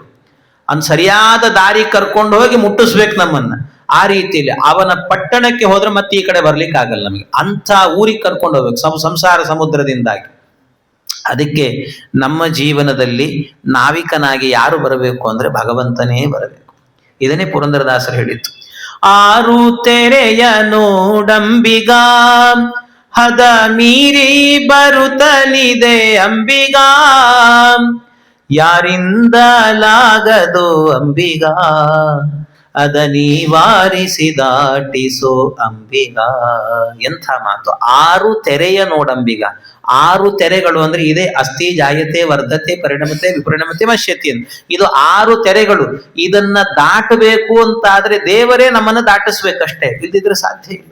ಅದರಿಂದ ಅವನು ದಾಟಿಸಿ ಅಲ್ಲಿಗೆ ಕರ್ಕೊಂಡು ಹೋದ ಅಂದ್ರೆ ಮುಗೀತು, ಜೀವನದಲ್ಲಿ ಇನ್ನೇನು ಇಲ್ಲ. ಹಾಗಾದ್ರೆ ಅಲ್ಲಿಗೆ ಹೋಗಬೇಕು ಅಂದ್ರೆ ಏನ್ ಮಾಡ್ಬೇಕು ನಾವು? ಹೋಗಬೇಕು ಅಂದ್ರೆ ನಮ್ಮ ಭಾರವನ್ನ ಕಡಿಮೆ ಮಾಡಿಕೊಳ್ಳಬೇಕು. ನೀರಿನಲ್ಲಿ ನಾವು ಸಂಸಾರ ಸಮುದ್ರದಲ್ಲಿದ್ದೇವೆ. ಸಮುದ್ರದಲ್ಲಿರುವವರು ಮುಳುಗಬಾರದು ಅಂತಾದ್ರೆ ಭಾರ ಕಡಿಮೆ ಮಾಡಿಕೊಡ್ಬೇಕು ನಾವು. ಯಾವಾಗ ಭಾರ ಜಾಸ್ತಿ ಆಗುತ್ತೋ ಅದು ನೀರಲ್ಲಿ ಮುಳುಗುತ್ತೆ. ಭಾರ ಕಮ್ಮಿ ಆಗಬೇಕು, ಹಗುರ ಆಗಬೇಕು. ಹಗುರ ಆಗಬೇಕು ಅಂದ್ರೆ ಏನ್ ಮಾಡ್ಬೇಕಾಗಾದ್ರೆ, ಹಗುರ ಆಗಬೇಕು ಅಂತ ಆದ್ರೆ ಹಗುರ ಆಗೋದಕ್ಕೋಸ್ಕರವಾಗಿ ಯಾವಾಗಲೂ ನಮಗೆ ಭಾರ ಅನಿಸೋದು ಯಾವಾಗ ಹೇಳಿ, ಯಾವುದನ್ನಾದ್ರೂ ಮನಸ್ಸಿಗೆ ಬಹಳ ಹಚ್ಕೊಂಡ್ರೆ ಯಾಕೋ ಇವತ್ತು ನಮ್ಮ ಹೃದಯ ತುಂಬಾ ಭಾರ ಆಗಿದೆ ಅಂತ ಹೇಳ್ಕೊತೀವಿ. ಅದಕ್ಕೆ ಹೃದಯ ಭಾರ ಇರಬಾರದು. ಅದೇನಾಗಬೇಕು ಅಂತಂದ್ರೆ ನಿಷ್ಕಲ್ಮಶವಾದ ಹೃದಯ ಆಗಬೇಕು. ಕಲ್ಮಶಗಳಿರಬಾರದು. ಅದರಲ್ಲಿ ಕಲ್ಮಶ ಇರಬಾರದು ಅಂದ್ರೆ ಆ ಹೃದಯದಲ್ಲಿ ಯಾವಾಗಲೂ ಭಗವಂತನ ನಾಮಸ್ಮರಣೆ ಮಾಡ್ತಿರ್ಬೇಕು, ಯಾವಾಗಲೂ ದೇವರ ಕಥೆ ಕೇಳ್ತಿರ್ಬೇಕು. ಅವನ ಅಲ್ಲಿ ಇಲ್ಲಿ ಯಾರ್ಯಾರೋ ಹೇಳ್ತಿರ್ತಾರೆ, ವಾರ್ತೆಗಳನ್ನು ಕೇಳ್ತೀವಿ. ಆ ವಾರ್ತೆ ಈ ವಾರ್ತೆ ಕೇಳಬೇಡ್ರಿ, ಭಗವಂತ ಇದ್ದಾನಲ್ಲ ಅವನ ಕೀರ್ತಿಯ ವಾರ್ತೆಯನ್ನ ಕೇಳಿ ಅಂತ ಹೇಳ್ತಾರೆ.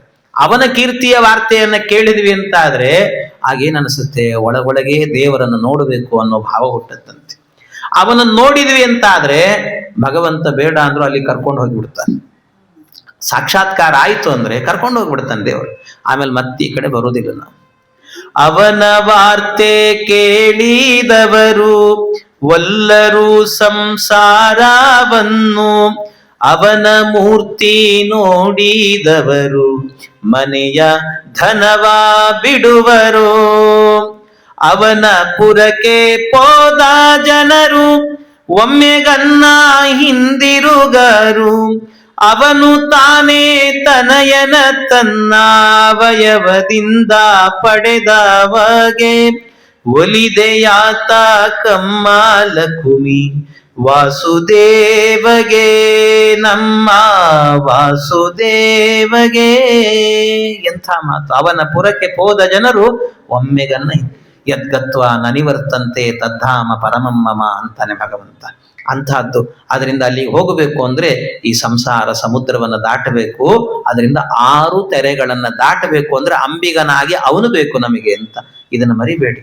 ಮರೆಯದೇ ನೆನಪಿಟ್ಟುಕೊಂಡು ಸಂಸಾರ ಸಮುದ್ರದಲ್ಲಿ ಮುಳುಗದಂತೆ ಭಾರ ಮಾಡಿಕೊಳ್ಳದೆ ಹಗುರ ಮನಸ್ಸನ್ನ ಮಾಡಿಕೊಳ್ಳ್ರಿ. ಅದು ದೇವರ ಕಥೆಯಿಂದ ಹಗುರ ಆಗತ್ತಂತೆ ಮನಸ್ಸು ಎನ್ನುವಂತಹದ್ದು. ಹೀಗೆ ದೇವರ ಕಥೆಯಿಂದ ಮನಸ್ಸು ಹಗುರ ಆಯಿತು ಅಂತ ಆದ್ರೆ ಭಗವಂತ ಮುಳುಗಿಸೋದಿಲ್ಲ, ನಮ್ಮನ್ನು ಎತ್ತಿ ಉದ್ಧಾರ ಮಾಡುತ್ತಾನೆ ಪರಮಾತ್ಮ ಅಂತ ಅರ್ಥ ಮಾಡಿಕೊಡ್ಬೇಕು. ಆಮೇಲೆ ಸಪ್ತತ್ವಕ್ಕೂ ಇದರಲ್ಲಿ ಈ ಮರವನ್ನು ತೆಗೆದಂತೆ ಮೇಲ್ಗಡೆ ತೊಗಟೆ ಇರ್ತದಲ್ಲ, ತೆಗೆದ್ರೆ ಒಳಗೆ ಹೋಗ್ತಾ ಇರ್ತದೆ. ಹಾಗೆ 7 ತೊಗಟೆಗಳಿದೆ ಅಂತ ಹೇಳಿದ್ರು. ಯಾವುದು ಅಂದ್ರೆ ನಮ್ಮ ದೇಹದಲ್ಲಿರುವ 7 ಪದರಗಳು. ತ್ವಕ್, ಚರ್ಮ, ಮಾಂಸ, ರುಧಿರ, ಮಜ್ಜ, ಮೇಧೋ, ಅಸ್ಥಿ ಅಂತ ಸಪ್ತ ಧಾತುಗಳೇನಿದ್ದಾವೆ ಇವುಗಳೇನೆ. ಆಮೇಲೆ ಅಷ್ಟವಿಟಪಃ ಅಂತ ಹೇಳಿದ್ರೆ ಇದರಲ್ಲಿ 8 ವಿಧವಾಗಿರುವಂತ ಟೊಂಗೆಗಳಿದ್ದಾವೆ ಅಂತ ಹೇಳಿದ್ರು. 8 ವಿಧವಾದಂತ ಟೊಂಗೆಗಳಿದ್ದಾವೆ. ಆ 8 ವಿಧವಾದಂತ ಟೊಂಗೆ ಯಾವುದು ಅಂತ ಹೇಳಿದರೆ ಕೊಂಬೆಗಳು ದೇವ, ಗಂಧರ್ವ, ದಾನವ, ರಾಕ್ಷಸ, ಪಿಶಾಚ, ತಿರ್ಯಗ್ಜಂತು, ಮನುಷ್ಯ, ಸ್ಥಾವರ ಅಂತ ಭಗವಂತನ 8 ವಿಧವಾದ ಸೃಷ್ಟ್ಯಾದಿ ಅಷ್ಟಕರ್ತೃತ್ವಂ ಅಂತ ಭಗವಂತನಿಗೆ ಹೇಳ್ತಾರೆ. ಹಾಗಾಗಿ 8 ವಿಧವಾದ ಸೃಷ್ಟಿ ಭಗವಂತನದ್ದು. ಇದು 8 ಸೃಷ್ಟಿಯನ್ನು ಮಾಡಿದ್ದಾನೆ. ಆಮೇಲೆ ಅದರ ಜೊತೆಗೆ ನವಾಕ್ಷ, ಇದಕ್ಕೆ 9 ರಂಧ್ರಗಳಿದ್ದಾವೆ ಅಂತ ಹೇಳಿದರು. ಯಾವುದು? ನಮ್ಮ ದೇಹದಲ್ಲಿ ಇರೋದೆ. ಅಂದ್ರೆ ಇಡೀ ಪ್ರಪಂಚದ ಒಳಗೆ ಭಗವಂತ ಬಂದು ಕೂತಿದ್ದಾನೆ. ಈಗ ಅಲ್ಲಿ ಇದೊಂದು ಪ್ರಪಂಚ, 9 ರಂಧ್ರಗಳಿದೆ ಇದಕ್ಕೆ. ಅದಕ್ಕೆ ನವಾವರಣಗಳು ಅಂತ ಕರೀತಾರೆ. ಸನವಾವರಣಾಂಡ ದರ್ಶಿನೋ ಗೃಹಬದ್ಧ್ಯಾ ಮಮ ನಿಷ್ಕುತೂಹಲಂ ಇದೆಲ್ಲ ಹೇಳ್ತಾರೆ. ಹಾಗೆ ಎಲ್ಲ ಕಡೆಯಲ್ಲೂ ಕೂಡ 9 ರಂಧ್ರಗಳು, ನಮ್ಮ ದೇಹದಲ್ಲೂ 9 ರಂಧ್ರಗಳು. ಆಮೇಲೆ ತಶಚ್ಛದಿ 10 ಎಲೆಗಳಿದ್ದಾವೆ ಅಂದ್ರು. ಯಾವುದದು 10 ಎಲೆಗಳು ಅಂತಂದ್ರೆ ನಮ್ಮ ಒಳಗೆ ಇರುವಂತ ಪಂಚ ಜ್ಞಾನೇಂದ್ರಿಯ, ಪಂಚ ಕರ್ಮೇಂದ್ರಿಯ ಅಂತ. ಹೀಗೆ ಒಟ್ಟು 1 ರಿಂದ 10, ಇದನ್ನೇ 55, 5 5 ಅಂದ್ರೆ ಪಂಚ ಪ್ರಪಂಚ ಅಂತ ಕರೆದ್ರು. ಇಂಥ ಪ್ರಪಂಚವನ್ನ ಸೃಷ್ಟಿ ಮಾಡಿದವನು ಭಗವಂತ ನೀನಪ್ಪ. ಇದನ್ನ ಸೃಷ್ಟಿ ಮಾಡಿದ ನೀನು ಪುಟ್ಟ ಕಂದಮ್ಮನಾಗಿ ನೀನು ಒಂದು ಗರ್ಭದಲ್ಲಿ ಪ್ರವೇಶ ಮಾಡಿ ಕೂತಿದ್ದೀಯಲ್ಲಪ್ಪ, ಏನೋ ನಿನ್ನ ಲೀಲೆ. ನಿನ್ನ ಲೀಲೆಗೆ ನಮೋ ಎಂಬೆ, ಅಷ್ಟೇ, ಇನ್ನೇನು ಹೇಳಲಿಕ್ಕೆ ಸಾಧ್ಯ. ಅದರಿಂದ ದ್ವಿಖಗೋಹ್ಯಾದಿ ವೃಕ್ಷ, ಇದು ಆದಿ ವೃಕ್ಷ ಅಂತ ಕರೀತಾರೆ. ಇಂಥ ಆದಿ ವೃಕ್ಷದಲ್ಲಿ ಆಗಬೇಕಾದ್ರೆ ದ್ವಿಖಗ 2 ಹಕ್ಕಿಗಳು ಕೂತಿದ್ದಾವಂತೆ ಈ ವೃಕ್ಷದಲ್ಲಿ. ಅಂದ್ರೆ ನಮ್ಮ ದೇಹ ಅಂತರ್ಥ. ಈ ಇಡೀ ಪ್ರಪಂಚ ಅಶ್ವತ್ಥ ವೃಕ್ಷದಲ್ಲಿ 2 ಪಕ್ಷಿಗಳು ಕೂತಿದ್ದಾವಂತೆ. 2 ಪಕ್ಷಿಗಳು ಕೂತಿದ್ದಾವೆ. ಅದು ಯಾವುದು ಆ ಪಕ್ಷಿಗಳು ಅಂತ ಹೇಳಿದ್ರೆ ಅದನ್ನ ಈ ಪುರಂದರದಾಸರು ಹೇಳ್ತಾರಲ್ಲ, ಅದು ಬುಡುಬುಡಿಕೆ ಹಾಡು ಅಂತ ಹೇಳ್ತಾರೆ, ಬುಡುಬುಡಿಕೆ ಪದ್ಯ ಅಂತ. ಅದು ಹಣ್ ತಿಂದಕ್ಕೆ ಬಡವಾಗೈತಿ, ತಿನ್ನದ ಹಕ್ಕಿ ಬಲಿತೈತಣ್ಣ. ಅದು ಎಂಥ ಅದ್ಭುತವಾದಂತಹದ್ದು. ದ್ವಿಕಾಗ 2 ಹಕ್ಕಿಗಳಿದ್ದಾವಂತೆ. ಒಂದು ಯಾವಾಗಲೂ ಊಟ ಮಾಡ್ತಿರ್ತದಂತೆ, ತುಂಬಾ ಬಡಕಲಾಗಿದೆ ಅಂತದ್ದು. ಇನ್ನೊಂದು ಊಟವೇ ಮಾಡಲ್ಲ, ಆದ್ರೆ ದಷ್ಟಪುಷ್ಟವಾಗಿದೆ ಅಂತದ್ದು. ಅಂದ್ರೆ ಅರ್ಥ ಏನು ಅಂದ್ರೆ, ತಿಂತಾ ಇದೆ ಅಂದ್ರೆ ಕರ್ಮದ ಫಲವನ್ನ ತಿನ್ನುವ ಜೀವ ಬಡಕಲಾಗಿದ್ದಾನೆ. ಕರ್ಮದ ಫಲ, ಯಾವ ಫಲದ ಲೇಪವೇ ಇಲ್ಲದೆ ಇರುವಂತ ಭಗವಂತ ಇದ್ದಾನೆ, ದಷ್ಟಪುಷ್ಟವಾಗಿ ತಿನ್ನೋದಿಲ್ಲ ಅವನು. ಅವನಿಗೆ ಯಾವುದೂ ಇಲ್ಲ, ಲೇಪವೇ ಇಲ್ಲ ಅವನಿಗೆ. ಪದ್ಮಪತ್ರ ಮಿವಾಂಬಸ ಭಗವಂತ, ಆದ್ರೆ ಗಟ್ಟುಮುಟ್ಟಾಗಿದ್ದಾನಂತೆ. ಅಂಥ ಭಗವಂತ ನೀನು, ಆ ದೇವರು ಈ ಗರ್ಭಕ್ಕೆ ಬಂದು ಕೂತಿದ್ದೀಯಲ್ಲೋ ದೇವರೇ, ನಿನಗೊಂದು ನಮಸ್ಕಾರ ಅಂತ ಆ ದೇವರಿಗೆ, ಭಗವಂತನಿಗೆ ನಮಸ್ಕಾರವನ್ನು ಮಾಡಿದ್ರೆ, ಇಷ್ಟು ಗರ್ಭಸ್ತುತಿಯನ್ನ ಮಾಡಿದ್ದಾರೆ ಪರಮಾತ್ಮನಿಗೆ. ಆ ಗರ್ಭಸ್ತುತಿಯನ್ನ ಮಾಡಿ ಭಗವಂತನ ಚೆನ್ನಾಗಿ ಇನ್ನೂ ಒಂದಷ್ಟು ಶ್ಲೋಕಗಳಲ್ಲಿ ಭಗವಂತನನ್ನ ಸ್ತೋತ್ರ ಮಾಡ್ತಾರೆ. ಗರ್ಭಸ್ತುತಿ ಅಂತ ಅವನ ಸ್ತೋತ್ರವನ್ನು ಮಾಡ್ತಾರೆ. ಆ ಸ್ತೋತ್ರಗಳೆಲ್ಲವೂ ಕೂಡ ಇನ್ನೂ ವಿಸ್ತಾರವಾಗಿದೆ. ಅಂತೂ ಇಷ್ಟು ಸಾಕು ಅಂತ ಅನ್ಕೊಳ್ತೇನೆ. ಇಂಥ ಭಗವಂತನ ಸ್ತೋತ್ರವನ್ನ ಮಾಡಿದ ನಂತರ ಭಗವಂತ ಅವತಾರವನ್ನು ಮಾಡಬೇಕಷ್ಟೆ. ಹಾಗಾಗಿ ಭಗವಂತನ ಅವತಾರಕ್ಕೆ ಅವನ ದಿನದಲ್ಲೇ ಇಟ್ಟುಕೊಳ್ಳೋಣ. ಅಂದ್ರೆ ಏಕಾದಶಿ ಅಂದ್ರೆ ಹರಿದಿನ ಅಂತ. ಹಾಗಾಗಿ ಹರಿದಿನದಲ್ಲೇನೆ ಭಗವಂತನ ಅವತಾರ ಎನ್ನುವಂತಹದ್ದನ್ನು ನಾಳೆ ದಿವಸ ಮಾಡೋಣ. ಅವನ ಲೀಲೆಗಳನ್ನೆಲ್ಲವನ್ನು ಕೂಡ ಚಿಂತನೆ ಮಾಡೋಣ ಅಂತ ಹೇಳ್ತಾ ಇಂದಿನ ಉಪನ್ಯಾಸ ಕೃಷ್ಣ ಅರ್ಪಣಮಸ್ತು.